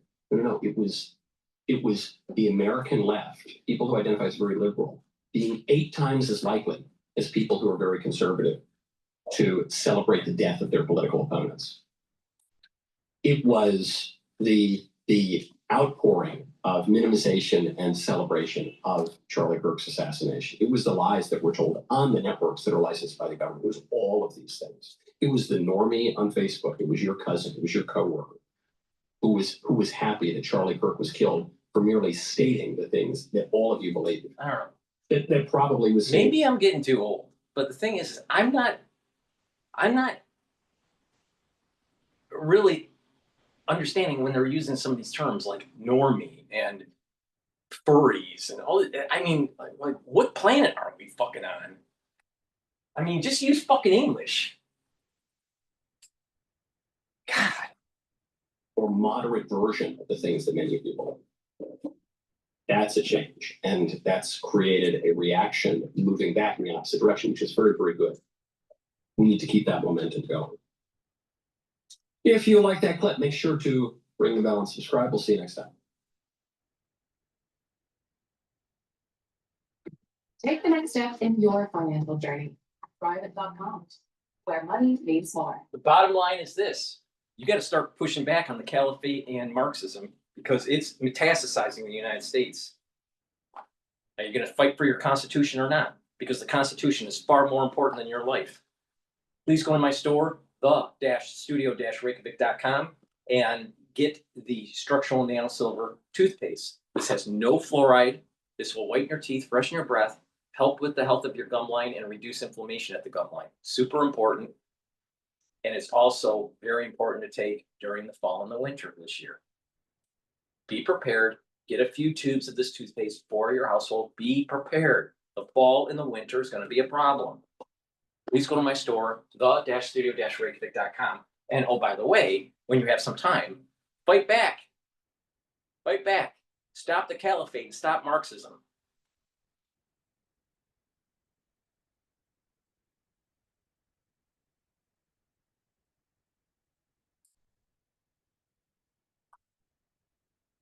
Hello, everyone. This is Outnumbered. I'm Haley McEnany here with my co-host, Harris Faulkner and Mike Antonio. Also joining us, Tommy Laren, co-host of the big weekend show. We can't wait for that this Saturday and Sunday. And host of Tommy Laren is Fearless on Outkick. And Charles Payne, host of Making Money on Fox Business. Let's start here on this Friday. Jimmy Kimmel may be off the air, but the fallout from his suspension is growing and growing. Kimmel was spotted in Los Angeles for the first time since his show went dark. And there are protesters that gathered outside the lot of ABC's parent company, Disney, demanding that Kimmel be brought back. They're saying his suspension is an attack on free speech, even as we learn more about the financial implications of Kimmel's comments. The Wall Street Journal reporting on Disney's decision, saying that advertisers and affiliates soon called the network expressing concern about Kimmel's show. According to Nielsen ratings, Jimmy Kimmel Live had been on a steady decline for years. After a big bump in 2013, when he changed his time slot, his ratings, however, have been falling dramatically. I mean, Charles, look at that. Yeah. This is a business, and you see that it's just a steady decline year over year over year, and yet people are dumbfounded about this. Yeah, you don't have to be a financial analyst to say that that's bad, right? Right. So, I mean, and here's the thing, and there's a group of people who actually say, hey, this was a perfect opportunity for Disney to make a move they probably wanted to make anyway. You know, looking at this chart, ultimately it's a business, right? And let's not forget, this is Disney. Disney stock, folks, was $197 a share in March of 2021, when they embraced the whole woke thing. They and now it's $122 a share. Think about that for a moment. This is 4 years later. We started today with the stock market at an all-time high. A company that was supposed to be invincible. They had the amusement parks. They had the movies. They have TV. It was supposed to be one of the most invincible blue chip names out there. A can't-miss stock. A can't-miss company. No one could beat them. And here they are. The stock is down dramatically as the rest of the market has soared. And again, that's the lingering fallout from getting involved or being on the wrong side of these things. So they've learned a pretty valuable, expensive lesson already, their shareholders. Those phone calls from advertisers, those phone calls from affiliates, it didn't take much to nudge them in this direction. Emily, and I really want to put this into perspective. ABC is a network. They're on affiliates. They have a much broader potential reach of audience based on the number of TVs that ABC is available in. And you compare that to cable news, someone like Greg Gutfeld. Okay, Jimmy Kimmel averaging in August 1.1 million total viewers. Greg Gutfeld 2.8 million, more than double. And Greg is on cable news. Yeah, he's earned every single one of those viewers. I look at this simply as not only a business, but also as an at-will employment. And at the end of the day, if we are responsible for accuracy on air, and we are responsible, as we've learned many times over in the courts, for what our guests say also. So if you combine the two, the point is it's not just entertainment. There's no expectation or entitlement to employment if you are inaccurate and if you aren't serving your viewership. So we have the FCC chair coming out and essentially saying exactly that there's a disconnect between someone on air and the markets that they serve. But I think more importantly, what we saw is the climate, which was a plummeting ratings. We saw a host that invited half of the country to not watch his show because of political partisanship. And then we have on top of that an expectation that inaccuracies would fly, that anything would fly, when the reality is there is actually an expectation of excellence, of accuracy. So I'm not quite sure why freedom of speech comes into it, or those arguments, when this has nothing to do with the government whatsoever. This has to do with at-will employment and a contract that says if you aren't fulfilling your duty, and if you aren't fulfilling the caliber of expectation for our viewership, for the clients we serve, then yes, sir, this is your last day here. By the way, there's a big difference between being in the middle of a newscast or live news, and also, you know, a guest saying something crazy that you weren't prepared for. Right. To having prepared remarks. Absolutely. And knowing that Great you're point. going to really, you know, he did this for a reason. I just don't think Yeah. he got the expected result he wanted. And Harris, the market started to speak. You had Sinclair saying, we're not going to broadcast this. There were dozens of individuals, affiliate stations saying, we want an apology from him. And then Nexstar, and then the Wall Street Journal reported this. Just listen to this sentence. So there's a demand of an apology. There's this call allegedly that took place with Kimmel. And then a person close to the show said that Kimmel was planning to say that his words were being purposefully twisted by some members of the Make America Great Again movement. So he had planned on going on TV and doubling down when his bosses were reportedly saying it's time to apologize. You're going against the bosses. Yeah, so I kind of bottom line this, and that is that $1.6 billion deal that's in the wings now. Yeah. And you've got a guy that we've all talked about just right now, wasn't rating the way he should have been. There were lots of things about him that probably put him, you know, as a target as a red line target on a contract. But he does have another show. It is Who Wants to Be a Millionaire. He did the anniversary show of that. I was looking for it on the schedule yesterday. I'm curious to see what they're going to do. Are they negotiating some kind of an out for him? That deal matters. What do you know about it? I don't know about that deal. Honestly, I've never watched a single episode of Kimmel or any of those shows. But the 1.6 billion. I mean, the number's high. All these numbers are high. I think that the thing, though, is that they want to right the ship, right? Because these have been lingering. These are mistakes they made. You know, this week, Cracker Barrel came out with the earnings. The stock dived on that, right? The point here is that these mistakes that these woke companies, particularly, you know, in the entertainment industry, have learned a valuable lesson. I think for a while they thought maybe they can offset alienating half the nation by doing business in China.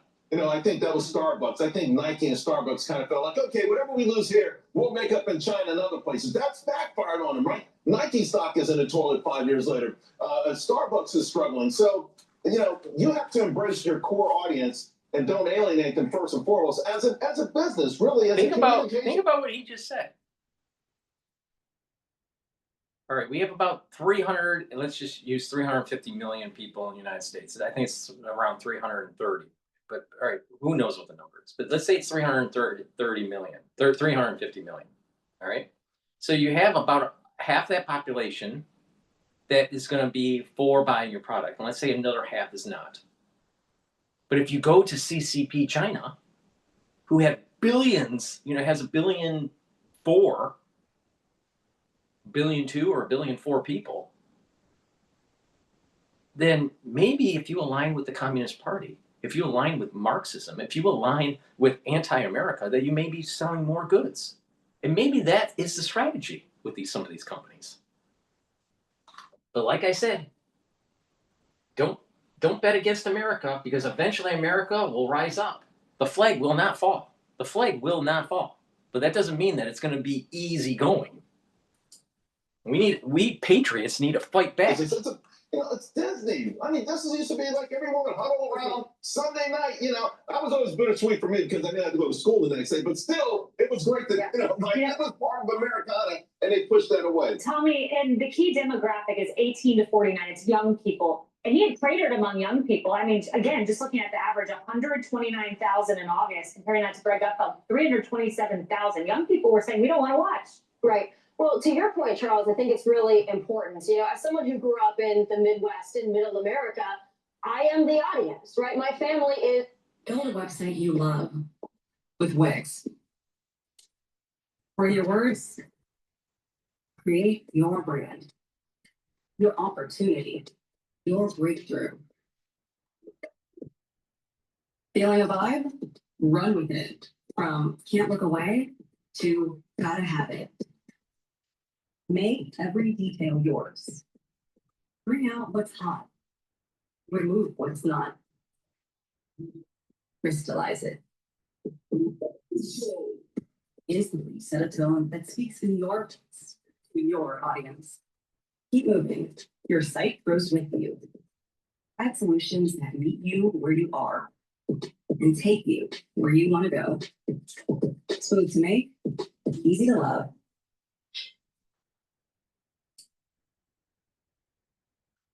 I am the audience, right? My family is your audience. It's not people that live in New York City or LA that go out to nightclubs at night or who have fancy restaurants. It's people in Middle America who spend their evenings at home with their family, maybe on the couch. That's your audience. You've offended most of your audience. And it's not just Kimmel. If you look. But I'm going on a tangent here. Most of the really nice restaurants that I have been at, all right, most of them, the quality isn't as good as you think they are. If you know how to cook, you can make a better meal than some of the 5-star restaurants. If you don't know how to cook, then you're a fucking idiot. At the award shows, their ratings have been cratering for years. People don't want to watch that anymore because they don't want to be lectured. People in Middle America that watch for the prestige and the glamour, they don't want to be lectured about politics, all right? And also, I would say Kamala Harris's campaign, a $1 billion campaign with celebrities and lights and fun and joy and coconuts and all this, right? It didn't translate to voters because you lost Middle America. And not just the middle of the country, but you lost middle-class Americans. Kimmel lost them a long time ago. And then to hear that he wasn't even planning to apologize, that to me is the kicker. There's a lot of grace and mercy for people in show business if you just apologize and you even come off as maybe you kind of mean it.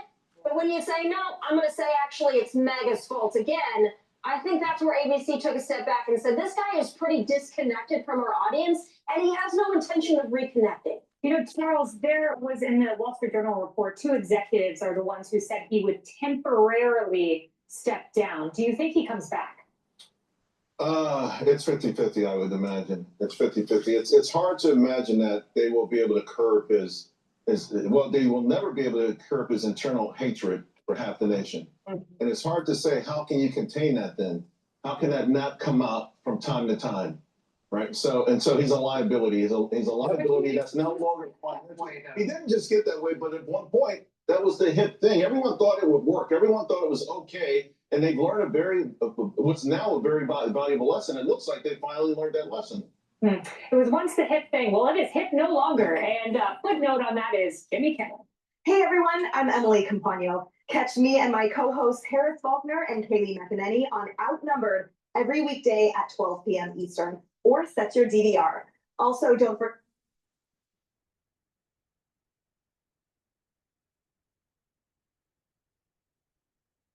All right. Please go to my store, the-studio-reykjavik.com. The fall and the winter, it's going to be problematic in the United States, and it's really important to prepare. Boost up that immune system and prepare. Drops and lozenges. Have them available at work and at home. Get a few bags. Once you have that throat irritation, take them right away. The drops, you get 100 per bag. They're smaller than the lozenges. But the moment you have that throat irritation, take them right away. You can get it in blueberry, in cherry flavor, and honey and lemon, very high quality, made from structural nanosilver, and elderberry zinc lozenges. They're larger than the drops. You get 21 in each bag for the elderberry zinc. But get a few bags for your household and be prepared, because when you're prepared, you're mitigating the problem. Fall and winter, I'm telling you, it's going to be a problem. Be prepared. Zero helps me take my business anywhere I want.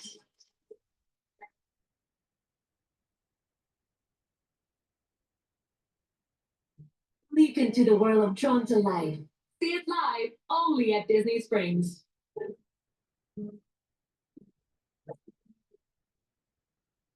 Escape from New York, the tax base has been fleeing the Empire State. And that was before a socialist was the front runner to be mayor of its biggest city. The top 1% pays more than 40% of all income taxes in New York. That means social services, benefits, healthcare, education. Well, those people are packing their bags and they're moving south. The numbers just don't lie. Over 125,000 New Yorkers moved to Florida alone, and with them went a combined $14 billion in income. That's a big ouch right there, Gary.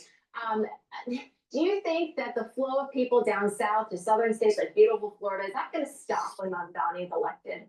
Let me just state, if able, business people and capital will flock to where it's treated best.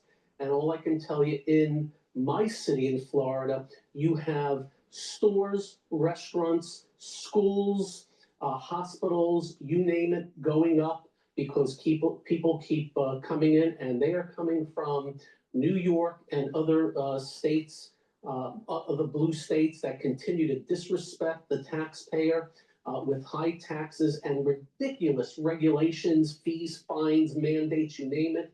And it is stunning to me, after we have these statistics already, that the voters in New York would vote. This man's, I wish he was a socialist. He makes the socialist look like a Republican. That's how bad he is. And unfortunately, he's not even hiding it. When he says the means of production, that is right out of the Marx booklets. That's right. It's going to be bad news if he follows suit. And I'm heartbroken for the city, because I can promise you the tax base is going to be running out of here. Brit, can I just, cascades on itself. This started during COVID, bad policies drove people out. And I always say the people who came back after COVID are not the same demographic. They're your Mamdani voters. I was just walking around yesterday and thinking that all the things I loved about the city had changed so much. Not just, we talk about the crime issues every day, we talk about the taxes, but for me personally, I used to love staying in the city on a weekend to go have great brunches at crowded spots where you would run into friends or walking through the park. None of my friends are here anymore. Really great brunches, strolling through the park. A lot of these brunches, especially in the summer, are on the street, because they set up these tables on the street, and you're breathing in the car fumes that are going by. Really? These people, I'm telling you, New York is not as great as people think it is. When you are actually living in New York for multiple number of years, it's a shithole. It's a shithole.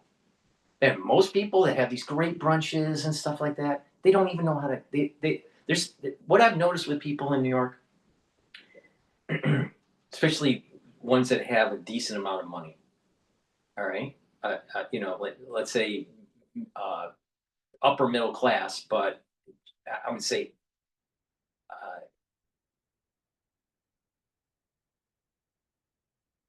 above average in New York. All right. Let's put it that way. Way above average in the United States, but let's say just slightly above average in New York or above. What you'll notice is that these people, they typically don't have any kids. They're usually not married. All right. What will happen is that they don't know how to cook. They're not really great at decorating, so they have to leave to go on a vacation, so they have a decent environment that they're living in, right, for their vacation.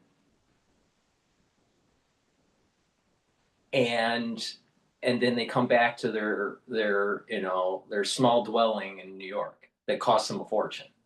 All right. and they have to go out to eat because they don't know how to cook. And so they think that this great brunch is so, high quality, and they don't even realize it's really low quality or medium quality, and that's a good restaurant. These people, I can see it. This is one of those typical New Yorker types that come into the city. And she's conservative. She has a conservative vantage point. And it's even worse with the liberals. It's here. I walk around. You're here, thank God. It's way better. It's way better in suburbia, white picket fence suburbia, or in a rural community. It's better to have cows and chickens and some horses and have about 5 acres of land than to live in fucking shithole New York.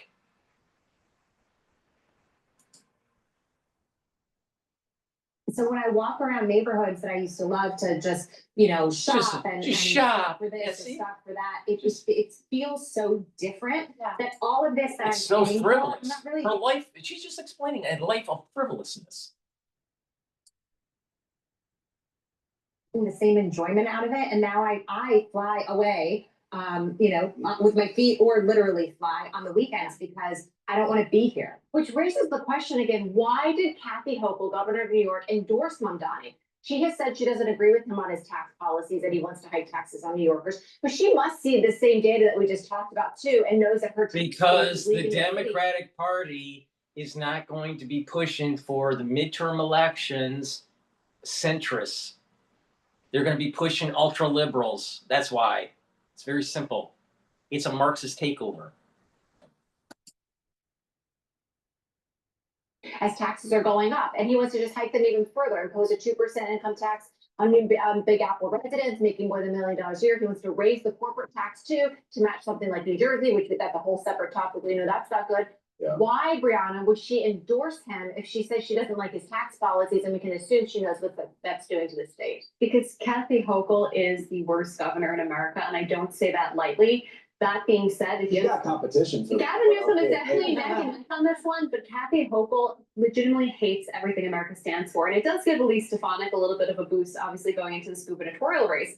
Back to the wealth flight. Mamdani is following a very similar playbook to what happened to New York in the 1960s and the 1970s, right? You go back to Mayor John Lindsay, he expanded welfare programs, he hiked the tax rate up, and wealthy New Yorkers saw tax rates, they saw fiscal irresponsibility, and they did see crime, and they left. And by 1975, New York City was bankrupt. It took a long time to get New York City back to where it is, at least right now. So the fact that Mamdani now wants to almost not only double down on those policies, but actually expand on the things that cause the problems should be a warning sign to anyone in New York with money or sensibilities to get out now. And there's more to it than the economy. If you just watch what he says on criminals. The question is how much power will he have? Because the mayor has a lot of power, but there is the city council. If the city council is in line with Mamdani, then New York is going to go into a shithole. Pre-Giuliani days. If the city council is more centrist and pushes back on Mamdani, then there might be a chance for New York to weather the storm, and then eventually Mamdani will be kicked out.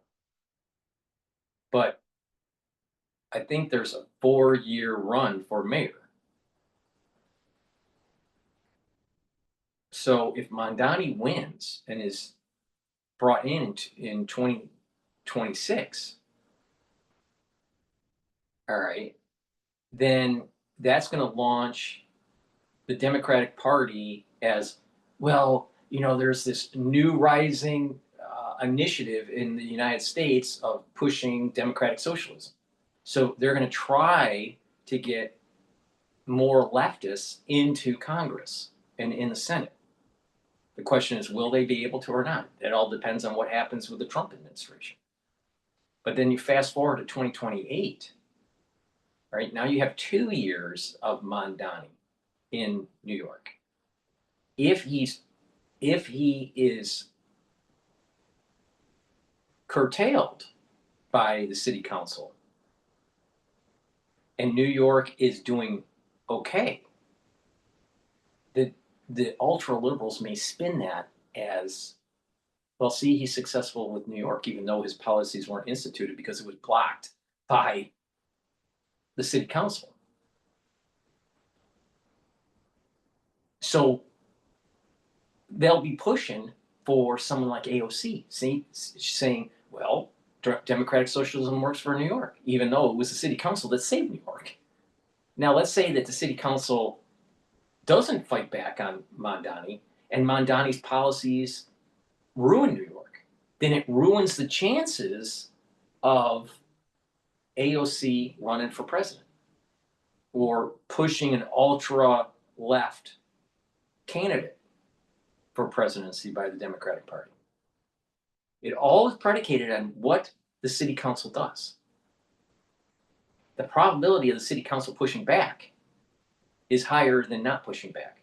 Therefore, it's going to mute the actual effects of Mamdani, and Mamdani is going to take the credit of the city council's ability to save New York. So there's a nuance here that Mamdani is going to take the credit if the city council pushes back, and that's going to launch AOC into the presidential ticket for the general election in 2028, or someone like her. So at the federal level, it's better that Mamdani actually tanks New York. At the local level, it would be a catastrophe for New Yorkers. And most people aren't paying attention to, like, what about the actual city council? What are they going to do? Are they going to be more centrist or slightly left of center? Or are they going to be this democratic socialist? I don't know. So if they block him and they save New York, Mamdani's going to take the credit, even though they were circumventing socialism. So it's going to be interesting how this plays out. But this is Marxism. This is Marxism that's happening.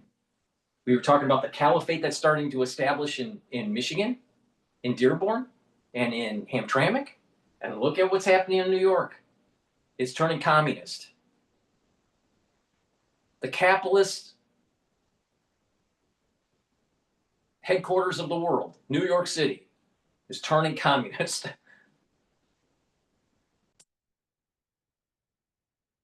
It is, when I travel the subways now, there's a lot of police officers there, and you know what's happened now? There's less crime because of that. And now he wants to go the opposite route. And the number one job of any leader of any community, state, or country is to protect the citizenry. How do you protect the citizenry? You make sure you have enough people out there that protects them, number one. And if you do the crime, you are going to do the time. And he is the opposite of both that. And it's stunning that anybody who has families here would vote for this type of crazy. Brian, we are hearing some reports that maybe AOC has plans or is working and developing on plans to run for president herself, 2028. Huh? So I wonder, Businesses everywhere are turning to Gusto for payroll, benefits, and more.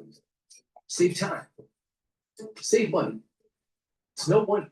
So I wonder if you have someone like Mamdani win the mayoral election, would that be a win that would help her advance that cause, maybe get closer to the White House? Or would it actually be a gift for the Republicans? Because everyone would have to reckon with how bad Mamdani's policies are. Would it be a setback for her, actually? I think, you could disagree with me on this, but I think if Mamdani wins the mayoral race, she views that as a bigger glide path in the Democratic Party, because what it says to her is that wing of the party is unchallenged. Kathy Hochul not standing up shows how weak she is. And she may be the worst governor in America, but she's more centrist, a little bit more centrist than Mamdani. She gave up. She endorsed him.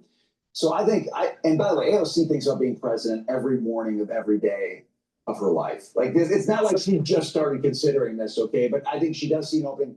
The party has zero leadership. This is a great time to be AOC.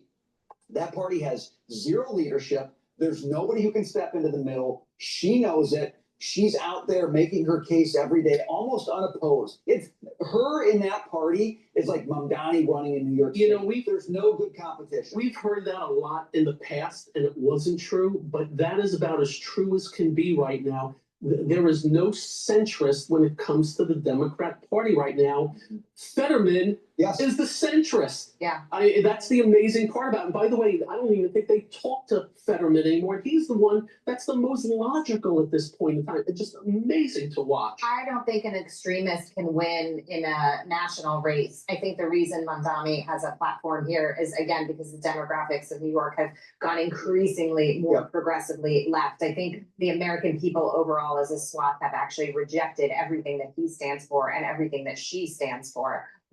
So that's the good news there. I wonder why we don't hear more from the business community kind of speaking up to raise concerns about Mamdani. At least I feel like I have not heard a whole lot. I have, but it's too little too late. Nobody was thinking about it in advance. Nobody on the Republican side was saying we need a good candidate because they're like whack-a-mole. They pop up, these socialists, like you never know when they're gonna do They it. can't be too loud, the business community, because they have an idea that he's gonna win. And then they have to And they have to. work with it. That's a good point. They are against it though, but it's too little too late, all this fundraising now. The problem is the absence of a viable candidate that's as, magnetic as he is to a certain degree that will come up with the solutions to say, he's going about this all wrong. Here's how I would do it and here's how it would be better. Right, which is why I always think that Mamdani's rise and his, finding the spotlight is more of an indication of the lack of qualified and good candidates, not so much a testament to him as a candidate. They look for weak spots. They look for when the other side doesn't have that, and that's when they pop up. He pounced. Please go to my store, the-studio-reykjavik.com, and get the gels. You can get it in a quick dispenser or in the tube form, high quality, dual purpose gels. You can use it as an aftershave. You can use it as a daily skincare. You can put it on a wound. It'll help to heal the wound faster because it keeps it clean. You can put it on a cut, an abrasion, or a minor burn. If you're not feeling well, or someone around you is not feeling well, especially in the fall and winter, put it on your hands, around your eyes, around your ears, around your nose, around your mouth. Lightly coat your nostrils. It stays active for 5.5 hours. So please go to my store, the-studio-reykjavik.com, and get the gel. Get the olive leaf extract. Olive leaf extract is dual purpose. It's going to help with your cardiovascular health and your immune system. It brings down inflammation and helps your lipid profile. Super important. Clarity factor helps you to concentrate. It helps you to get rid of that brain fog. And over time, it's going to improve your neuroplasticity. So you're going to be thinking faster and your memory recall will improve. Please go to my store, drink this with filtered water, take it every day. Clarity factor is super important to take. Take it every day. Really important. And vitamin B complex. If you're 40 years of age or older, you should be taking vitamin B complex. Why? Because the first 4 B vitamins help with your mitochondrial health. It'll help with the electron transport chain. It'll increase your ATP. You'll have more energy. It improves your cellular metabolism and it protects your neurons. And guess what? Because of the crisis of 2020, you're going to see about 30 to 40% of the people within your social network getting early onset of dementia if they don't mitigate the problem. Why? Well, I've explained it in multiple videos. Please go to my store and get the omega-3. This brings down systemic inflammation, helps to prevent the red blood cells from overclotting, and omega-3 helps to bring down LDL levels and helps to increase your HDL levels. So by bringing down LDL and bringing down inflammation, you're reducing oxidized LDL. And that means you're reducing plaque formation. Super important to be taking every day to help with your cardiovascular health. But not just that, like I said, this stops overclotting. You're going to need this, especially in the fall and the winter, because something bad's coming. Fall and the winter, something bad's coming. Better be prepared. But if you're not prepared, don't be surprised that something bad happens to you. Nattokinase breaks up clots. Hint, hint, maybe you need this for the fall and the winter. And nattokinase is fibrinolytic. All right? By being fibrinolytic, you're going to be breaking up those clots. But also, there's an added benefit of nattokinase, and that is that it helps with the lipid profile. It helps to bring down the LDL levels. It helps to increase the HDL levels. So that means you have less plaque formation. And there's some added benefits of nattokinase that you might need for the fall and the winter. All right? Please go to my store, the-studio-reykjavik.com.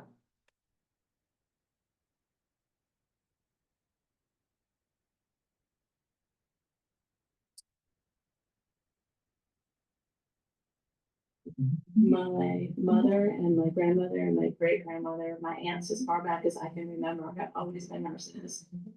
There's some. Can cause a mass casualty accident.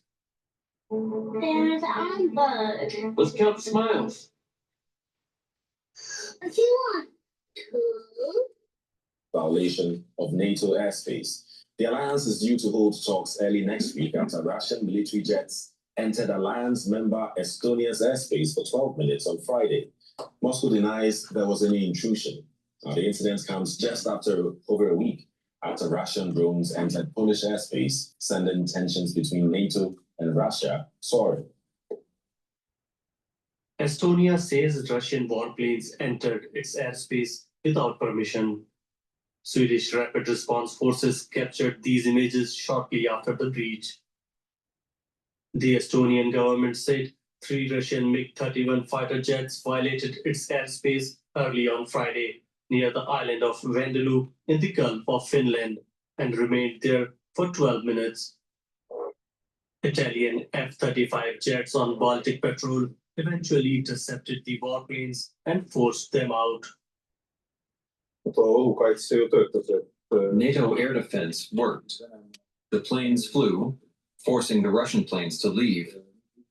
But of course, being in Estonian airspace for so long is still at least malicious intent, if not a planned operation. Our request is to trigger Article 4, which would mean such political consultations between the allies, and then a NATO assembly would meet to discuss it and decide what is additionally needed. Estonia's allies have condemned the incursion, calling it an extremely dangerous provocation. It is clear that Russia is testing how far they can go. We mustn't show no weakness, because weakness is something that that invites Russia to do more, and they are increasingly more dangerous, not only to Ukraine but also to all the countries around Russia. Russia denies violating Estonian airspace, saying that the jets were operating in strict accordance with international airspace rules. The airspace violation comes just over a week after 2 NATO members, Poland and Romania, said Russian drones had breached their airspace. In response, the French Air Force has deployed several Rafale fighter jets to Poland to strengthen NATO's eastern flank.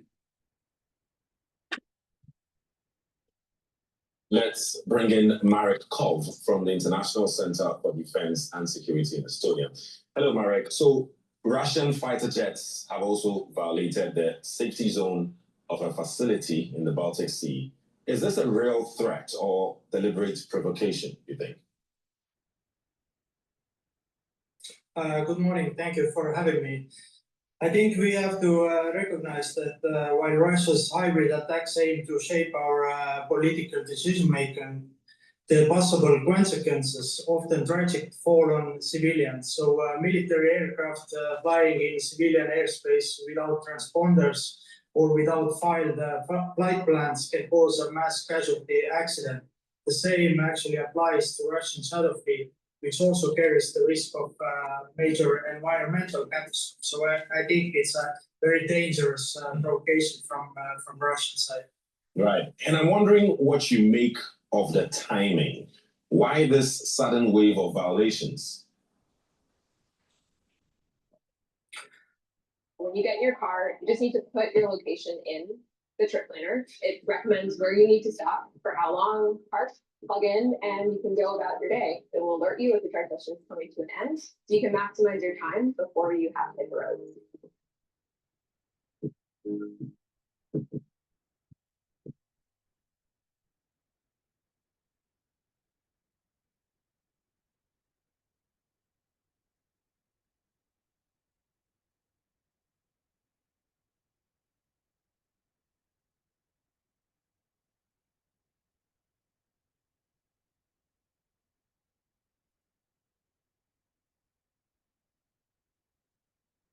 So Russia has long conducted hybrid attacks in parallel with its war of aggression against Ukraine. We can also see that Russia has failed to make significant gains at the front. In addition, Ukraine is successfully disrupting Russia's oil industry, their primary funding source for Russia's terrorist action.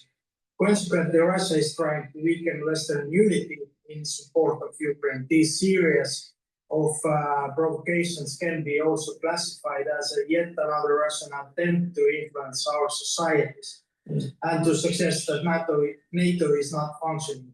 But yesterday, drones in Poland have proved that NATO is effective and the response is very straightforward. Right. Estonia has asked NATO to open consultations. What do you think could come out of that? So NATO actually already started the Eastern Central defensive activity after Polish drone incidents. But my hope is that we will move from NATO air policing framework to an air defense framework for all Baltic countries. Right. So how strong is surveillance along Europe's eastern flank right now? And where do you see the biggest gaps? So I think actually we have a pretty good overview of what is going on our borders, and NATO's integrated air and missile defense system actually in this case worked exactly as it is designed to. Russian Federation aircraft were detected early by radar. I think Estonia's intelligence services have an excellent picture of activity beyond our border, and mounting a surprise ground attack against us or any other Baltic states would be very difficult. Okay. Marek Kov from the International Center for Defense and Security in Estonia. Thank you. Thank you. Jim Townsend is Adjunct Senior Fellow at the think tank Center for a New American Security. For that, he served as Deputy Assistant Secretary of Defense for European and NATO policy. Jim, thanks for joining us. As far as I can tell, this is the third such instance within 2 weeks of Russian incursions into NATO air territory. What's going on? Well, that's the question of the day is what is he, Putin, what does he have up his sleeve here? Why is he doing this? The drones over Poland was a big escalation and definitely sending signals to a number of audiences. And I think looking at Estonia, 3 MiG-31s, spending 12 minutes over Estonian airspace is a big intrusion. And they, of course, they were chased off by Italian aircraft. Sweden and Finland also sent up aircraft once these MiG-31s went into the Baltic. So what is happening is an escalation for sure. Why now? I don't know. Jim, give us an idea of how exactly this happened. Some of our viewers might wonder, can someone accidentally come into another country's airspace? Could it be an accident? How do we know that this is intentional and that it's done with purpose over these past 2 weeks? Well, for years, the Russians have been doing something called cutting the corner, where getting into the Baltic on a more quickly on a faster basis, they would cut a corner of Estonia airspace, and they would do that, and they'd only be in Estonian airspace for a few minutes, and then they're out, and they do that with a smile on their face. So these kinds of air intrusions have happened in the past, but there's only been one aircraft. It hasn't been longer than just a couple minutes, and it was something that they've grown used to seeing in Estonian airspace. What's different here is 3 aircraft, not one. All 3, they did not file a flight plan. They were not squawking, their identification. They were not in touch with Estonian air traffic control. So they were flying in the dark, if you will. They were not to be seen. This is something that you do on purpose when you want to make some kind of incursion like this. You're not squawking. You're not identifying yourself. And so usually, if a plane gets lost, they pretty quickly find that out, and they scramble to get out of someone's airspace. They stayed for 12 minutes in Estonian airspace. There's no doubt they knew where they were. And they were doing there to send a message to the Estonians that they could do this at will, and to add tension to the already tense region caused by what was happening over Poland. In this latest case, Italian fighters scrambled and ran off the Russian jets. Do we have any sense of NATO's response and if everything is working like it's supposed to? Well, so Exceed every expectation in the new 2026 Infinity QX60 from Ramsey Infinity. Designed with distinction, the QX60 seamlessly blends sophistication and first-class comfort. From its driver-focused cabin with available massaging front row seats to advanced driver assistance and technology features, the QX60 keeps you comfortable and in command. Click now to learn more.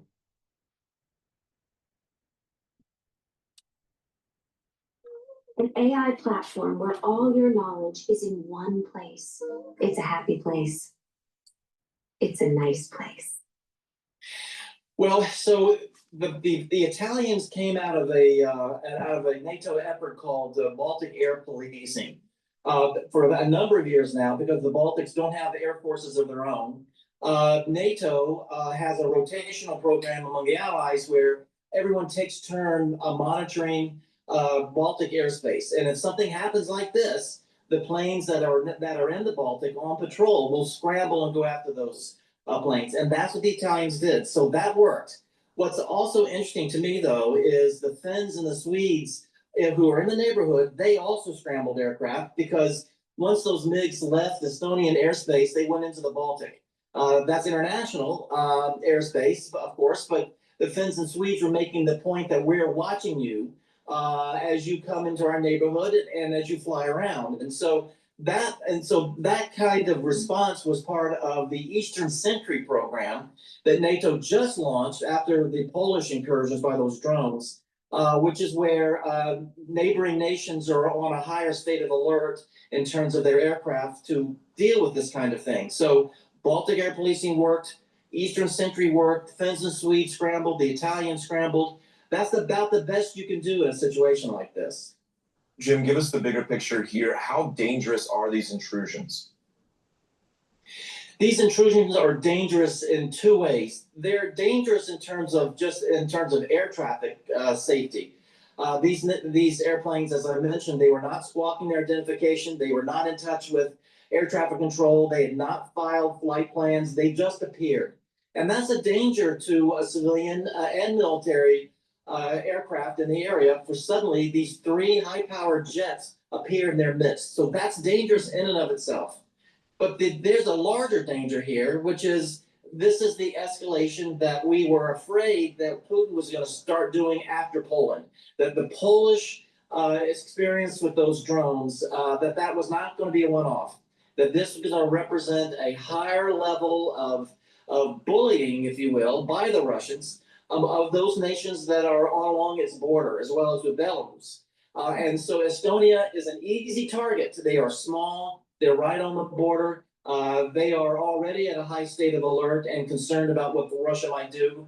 And so to just bully that small ally, they launched those MiG-31. So this is something that is dangerous in terms of stability in Europe, in terms of trying to keep tensions down along the frontier with Russia. This is something that I'm afraid we're going to see more of, and that makes the Russian activities more dangerous than they would have been 2 weeks ago. All right, Jim Townsend, former U.S. Deputy Assistant Secretary of Defense for European and NATO Policy. Jim, thank you. You're welcome. Please go to my store, the-studio-reykjavik.com. Get the lignins. Lignins will help with your immune system and your endocrine system, help to soak up free radicals, bring down inflammation. Turmeric helps to bring down inflammation and soak up free radicals. And ashwagandha root helps to control your cortisol levels and your blood glucose levels. When you stack these together, you're boosting up your immune system, you're helping with your endocrine system, and you're helping with your vascular system. It's a dual purpose. And it's really important to boost up that immune system, especially for the fall and the winter. Take my advice, go to my store, get the lignins, the turmeric, and the ashwagandha, take them together to prepare for the fall and the winter. But if you do this on a regular basis, you do this every day, you're going to actually slow down the aging process. So please go to my store, the-studio-reykjavik.com, and get the lignans, the turmeric, and the ashwagandha.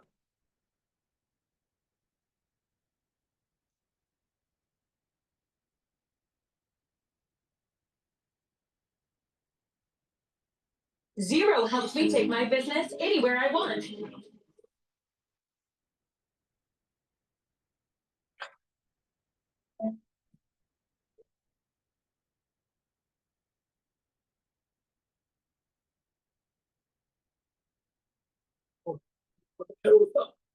Joining me now from Tel Aviv is retired 4-star General Jack Keane, Fox News senior strategic analyst and chairman of the Institute for the Study of War. General, always good to have you with us today.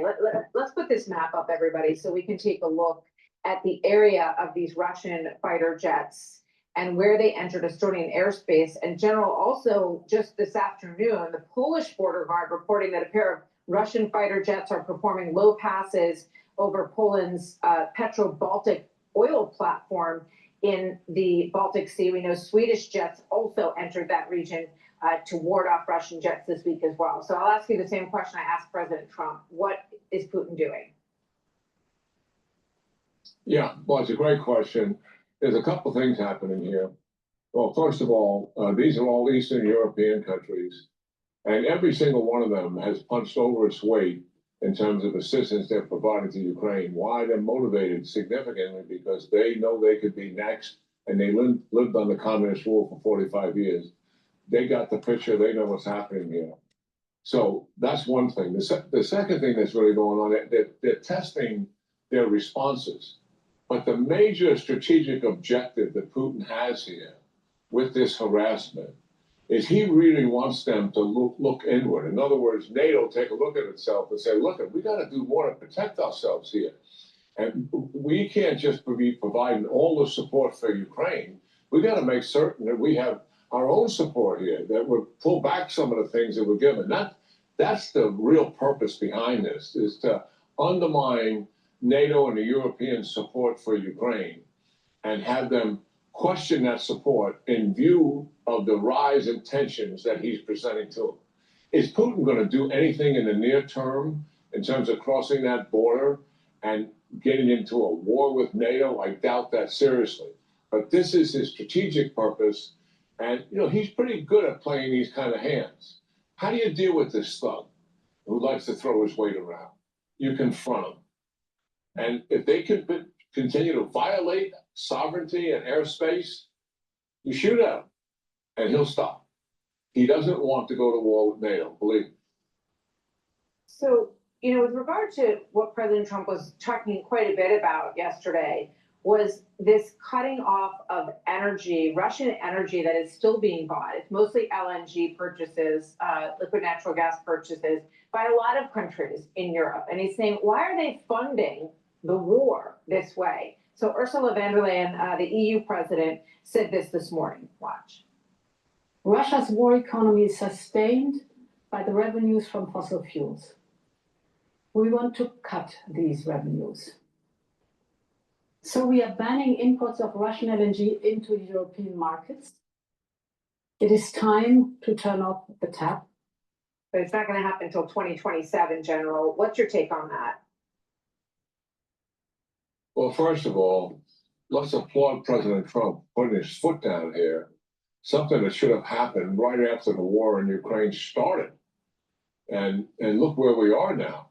And finally, somebody's putting the Europeans tried to have it both ways. We're going to help Ukraine, but at the same time, we need Russian energy sources, and we don't want to hurt our own economy. And I think that was a strategic mistake from the outset. This is being corrected. It's going to take a little longer to get all the teeth into this that it really should have, but this is a good start, Martha. And give credit here where credit is due to President Trump for lowering the hammer on them. Yeah, More to follow, for sure. England doesn't do this, but I think it was a very strong message yesterday during that press conference. I just have to go, but I want to ask you really quickly, because you're in Tel Aviv. I know you spoke with Netanyahu. What can you tell us about this push into Gaza City before we go? And we'll talk more about it next time, General. Yeah, certainly. It's got to be done. Hamas, we've got to take them out of control of Gaza.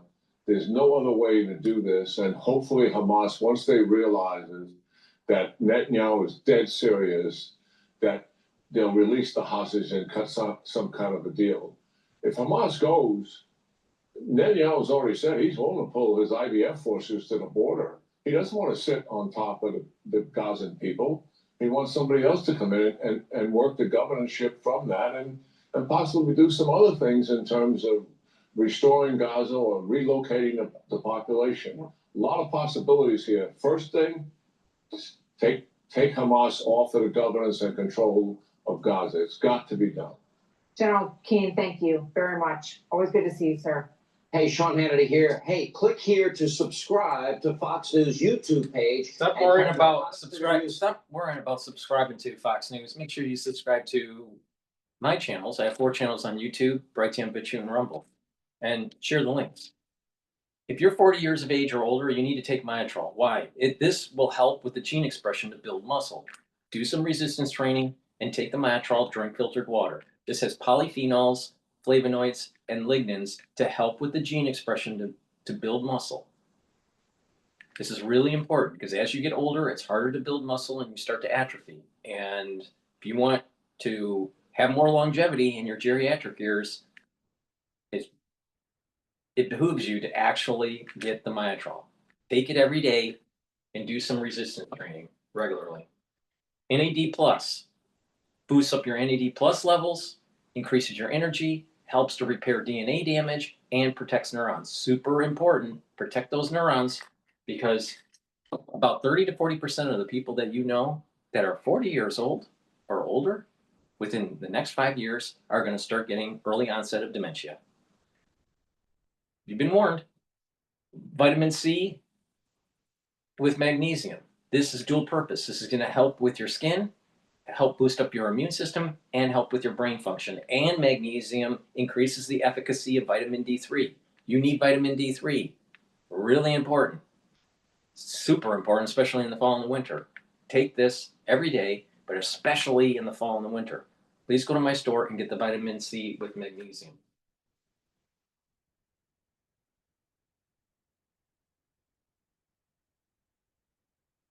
Now, let's listen to why universities won't reform this. We're actually thinking of getting a new one.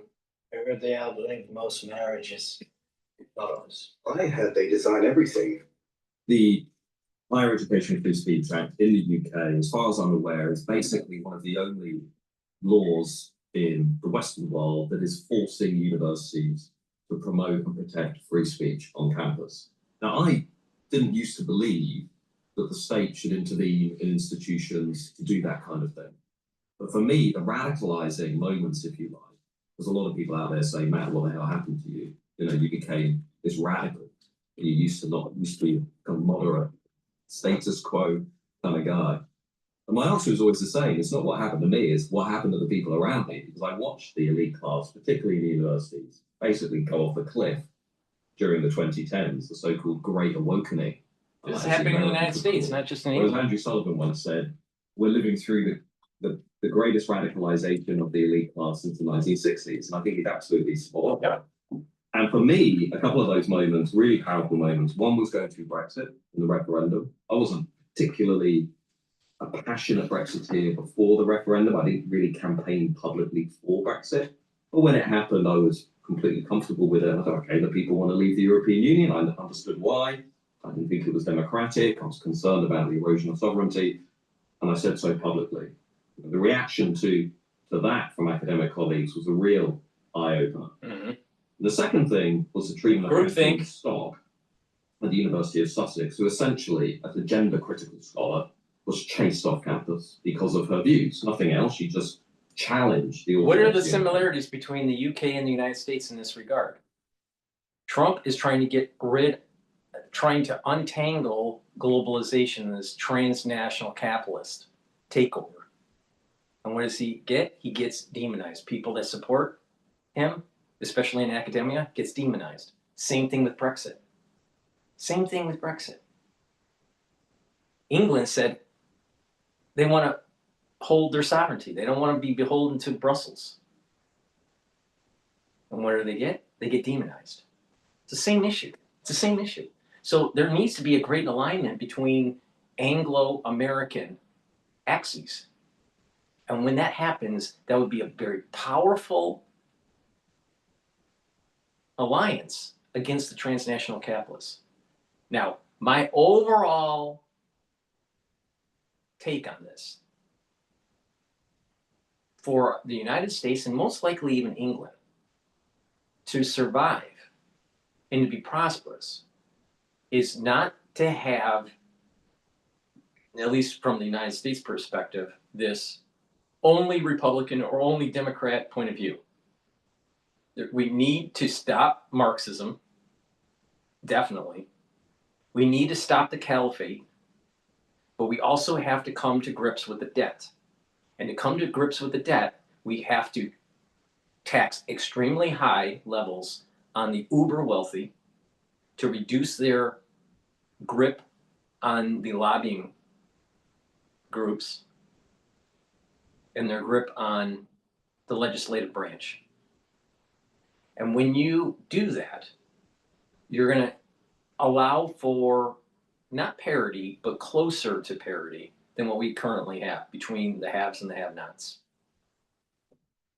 In addition, we have to eliminate the social programs, Medicare, Medicaid, and Social Security.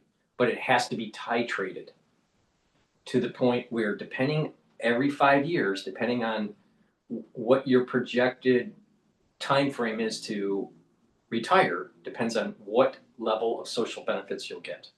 And the farther away from retirement you are, the less you get, up to a point where you get nothing. So you slowly wean the society off of it. This is how we get rid of the debt. This is how we become more productive.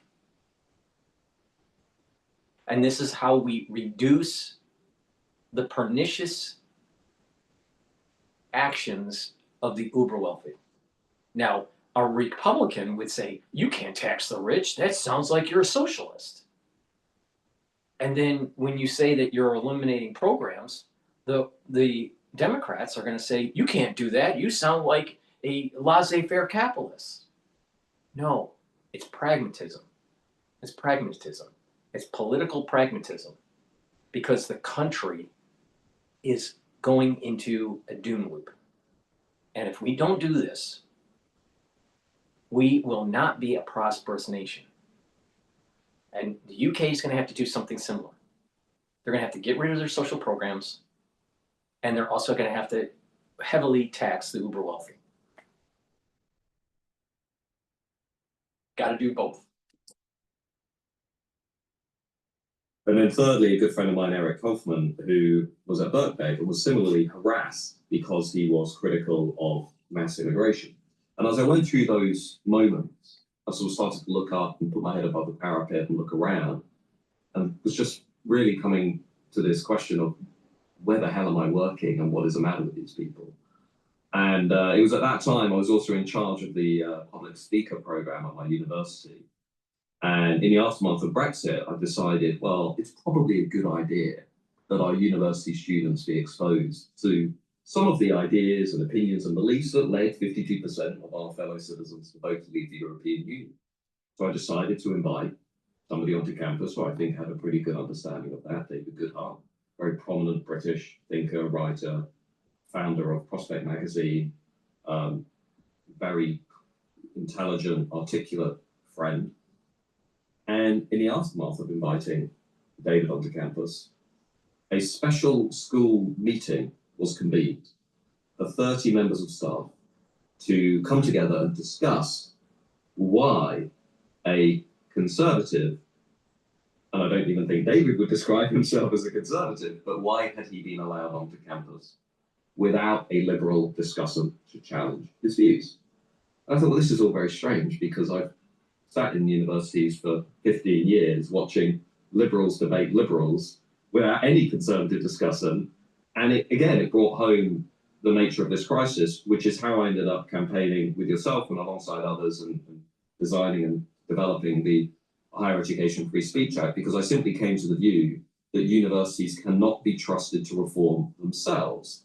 And when we finally got that law through, despite the Labour government doing everything it could to try and dilute it and overturn it, for me, the end destination of that was watching the University of Sussex, who treat. I've always been a Spectrum customer. So when I started the business, I was just naturally like, yeah, I'm going to go with Spectrum. Spectrum is reliable, they're fast, and they really take care of me as a business owner. Bundle internet and get up to 4 months free. Businesses everywhere are turning to Gusto for payroll, benefits, and more. Save time. Save money. It's no wonder. The University of Sussex, who treated Kathleen Stock so poorly, be fined nearly £600,000 for failing to uphold free speech and free expression on campus, and knowing that every university on these islands were looking at that, will look at that, and will change their internal guidance and policies as a result of that. That is real change. And that is disrupting the status quo that was failing our students, not just academics, but was failing our students who are continuously told that diversity is the most important thing, except diversity of thought. And that is where the universities went wrong. Yeah, and that suggests, the fine that was levied against the University of Sussex, and as you say, the kind of downstream deterrence effects that we think this is going to have on the higher ed sector, suggests that within that debate, and I remember that debate very well 4 or 5 years ago, should we or should we not push for a bit of legislation that is really going to, unsettle a lot of conservative instincts, which is, keep the government out of our big institutions, let the universities run themselves, does suggest that those who said no, we've got to start using government for, to put things right, were in the right. And I think this is a sort of feature of the new right, you might say, on both sides of the Atlantic, that there's a sort of dawning realization that if you don't use power when you've got it for good ends, for the ends, which will justify taxpayer subsidy and so on,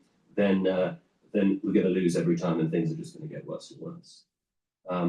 So I think it's encouraging. I should say, in defence of my own institution, the University of Cambridge, the university here went through a lot of work preparing an act, a HEFSA compliant free speech code, and pushed it through even at a time when it looked as if Labour was indeed going to torpedo the act. So there was a deterrence effect even before the Sussex judgment. I think you're absolutely right. It's going to have some very, very, very positive effects. Yeah, and just briefly, I mean, you're absolutely right to say this isn't actually just about what's going on in the UK. What the reforms to the universities are really about is a much deeper philosophical split, I think, within the right, in that there are some of us who recognise that for too long, Conservatives have allowed taxpayer-funded public institutions to essentially indoctrinate the next generation with anti-Western, anti-British, anti-American, anti-science ideas and ideologies that have been weakening our civilization and societies from within. And this isn't now just about the universities. This is also, I think, now opening up fronts of activity, schools, charities, galleries, museums, legacy media, which we'll come on to talk about, where I think actually a new generation of Conservatives understand the need to intervene in institutions in order to safeguard the Conservative project more generally. And that is a fundamental difference from the pre-2010 era. I couldn't agree more. And it's a question about really trying to shore up the fraying social contract between government and government. And if universities are in receipt of taxpayer funding, then there are certain obligations that those institutions have to the public square. One of them must be to model good civil disagreement on contentious issues that reasonable Brits disagree about. And one of the things, as you were talking, that came to mind was just, we've been here before. I think back to the 18th century.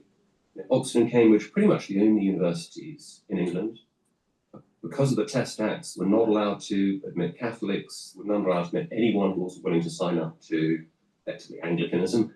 And that created a sort of intellectual and institutional stagnation in Oxford and Cambridge. So the real intellectual energy in the 18th century was not in England, it was in Scotland. It was the Scottish mind, because there was a sense of, there wasn't that same kind of suffocating conformity. And I think what we're seeing now with the sort of, the new pressure valves are opening up. And one of them is this new centre which our mutual friend, Professor Eric Kaufman, has set up at the University of Buckingham, the Centre for Heterodox Social Science. And what hope and confidence do you have that alternate institutions will start to emerge, much as was the case in the 19th century with the big universities in London opening up in response to the sort of stultifying effects of the test tax on Oxford and Cambridge? So I think what we are living through currently with the rise of alternative institutions, new universities, new media, new platforms is bigger than we currently understand, in the sense that with Thriven, your financial journey isn't a solo mission. Your money is a tool to support the people, causes, and community you love. Because sometimes all you need to make a difference is someone to help you make it happen. Thriven, where money means more. 1, 2, 3. The world may never know. Understand, in the sense. Please go to my store, the-studio-reykjavik.com, and get the deodorants that are made from essential oils from the Himalayas, all natural. They have no aluminum, no baking soda. It's for males and females, and it's dual purpose. You use it as a deodorant, and it will detoxify your body. So do this every day, and you'll get dual benefit. You can get it in peppermint, lavender, and tea tree, or in citrus. It's for males and females. These deodorants are very high quality, made from essential oils from the Himalayas. So please go to my store and get those deodorants. Get a few bars for your household.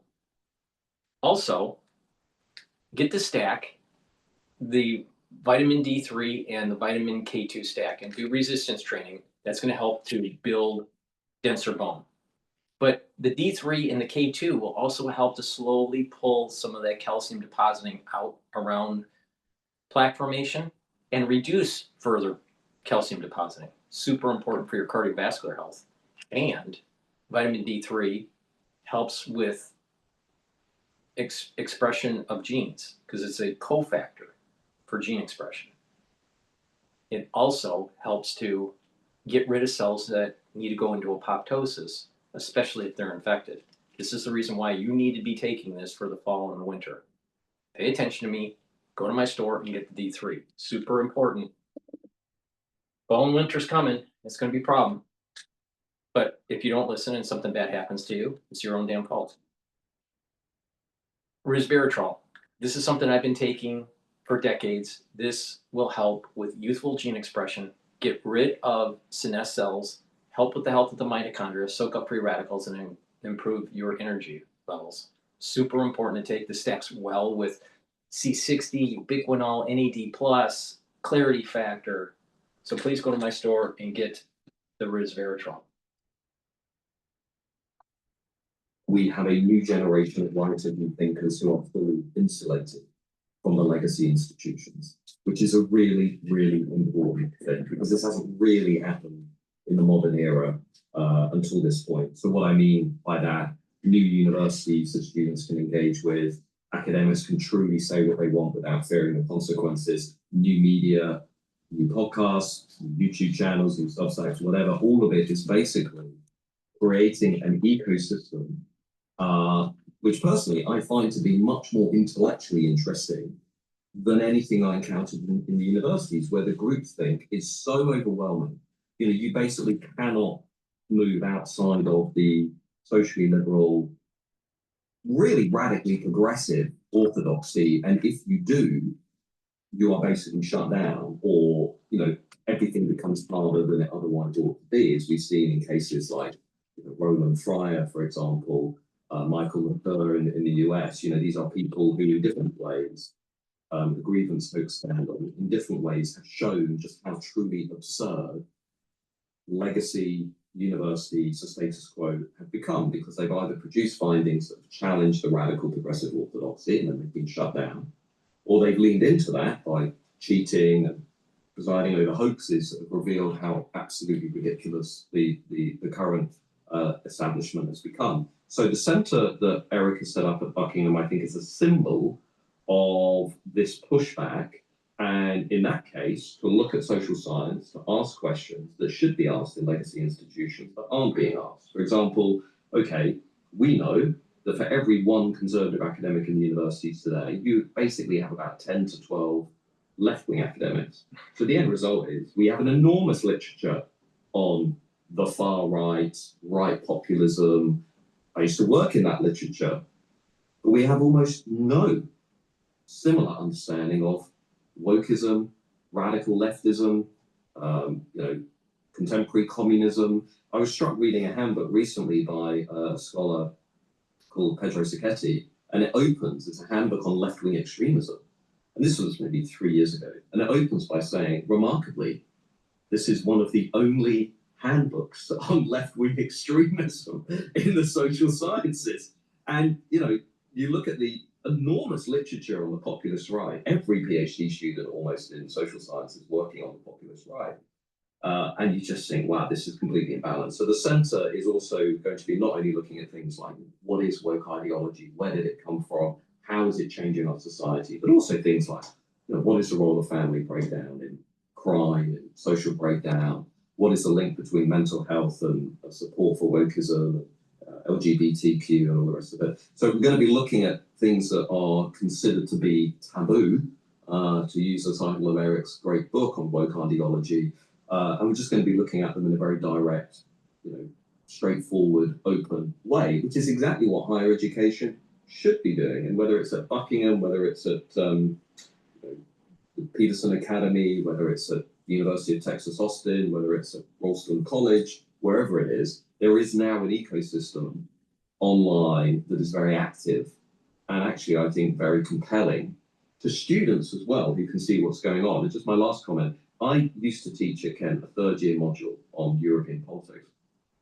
And 2 or 3 weeks into that module every year, students would approach me and say the same thing, because it would take them 1 or 2 weeks to sort of build up the confidence to kind of, who is this guy, this controversial figure on campus? And they would come up, they would always say the same thing. I'm so glad I'm finally getting to take this module, because until now I felt as though I was being indoctrinated by left-wing scholars. And those are students. So I don't buy. This is what's happening. This is what's happening in England. This is exactly what's happening in the elite institutions in the United States. And people need to push back. Because if you don't push back, you're going to have Marxism. You're going to have Mamdani types running the show. Look at Mayor Wu in Boston. Boston's a shithole. Total shithole. Double Harvard. Harvard College and Harvard Law. So what happens is these people they serpentine right into professional schools like law, and guess what? They start running municipalities and push their Marxist ideology, brought to you by universities that are begging for $2 billion from the American taxpayer. I mean, it's amazing how the whole ecosystem of this. And when is Americans going to start pushing back and going, you know what, Harvard? Maybe you should stop minting so many Marxists.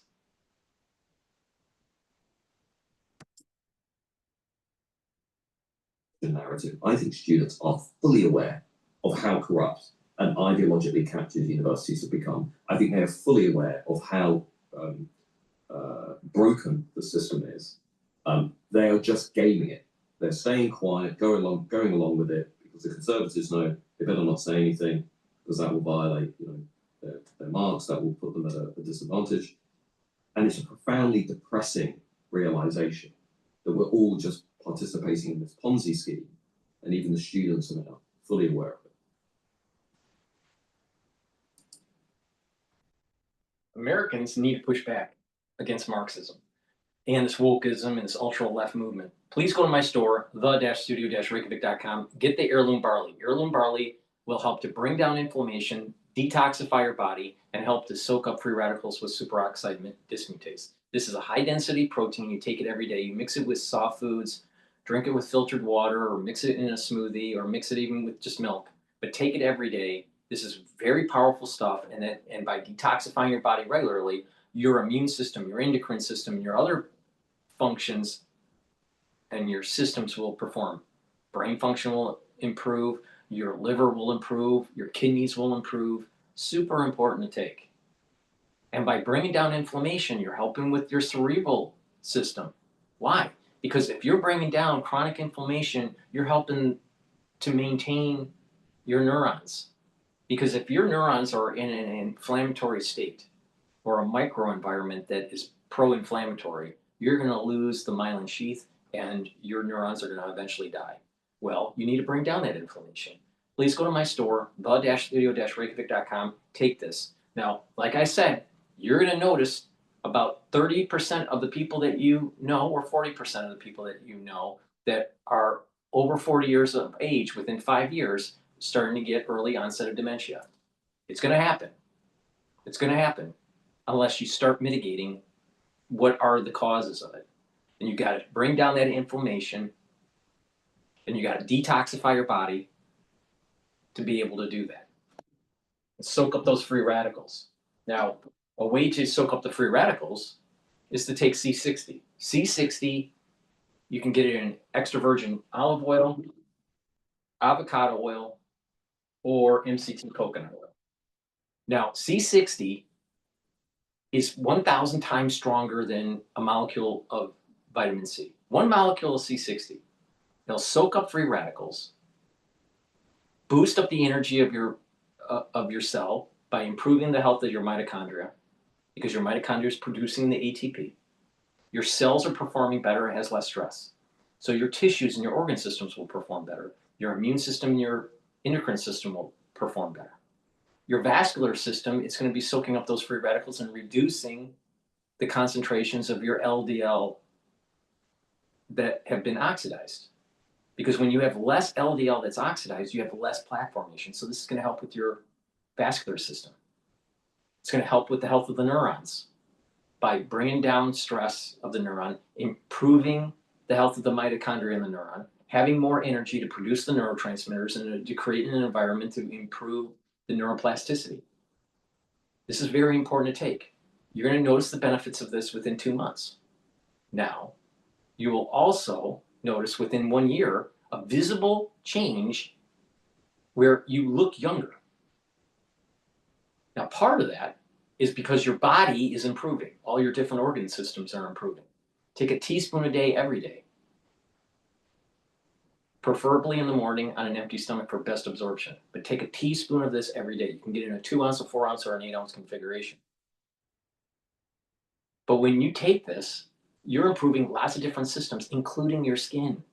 Because at the basal layer, that layer is what produces new skin cells, will be improved because you're soaking up free radicals and you're helping the health of that basal layer.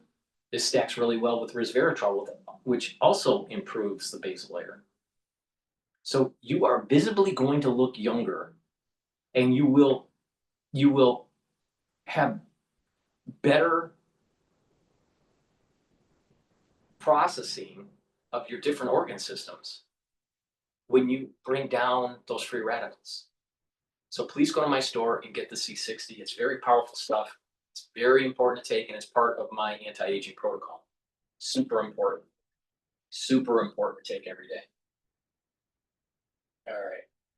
Let's see. All right. We'll wrap up the show, but let me just plug one more product here.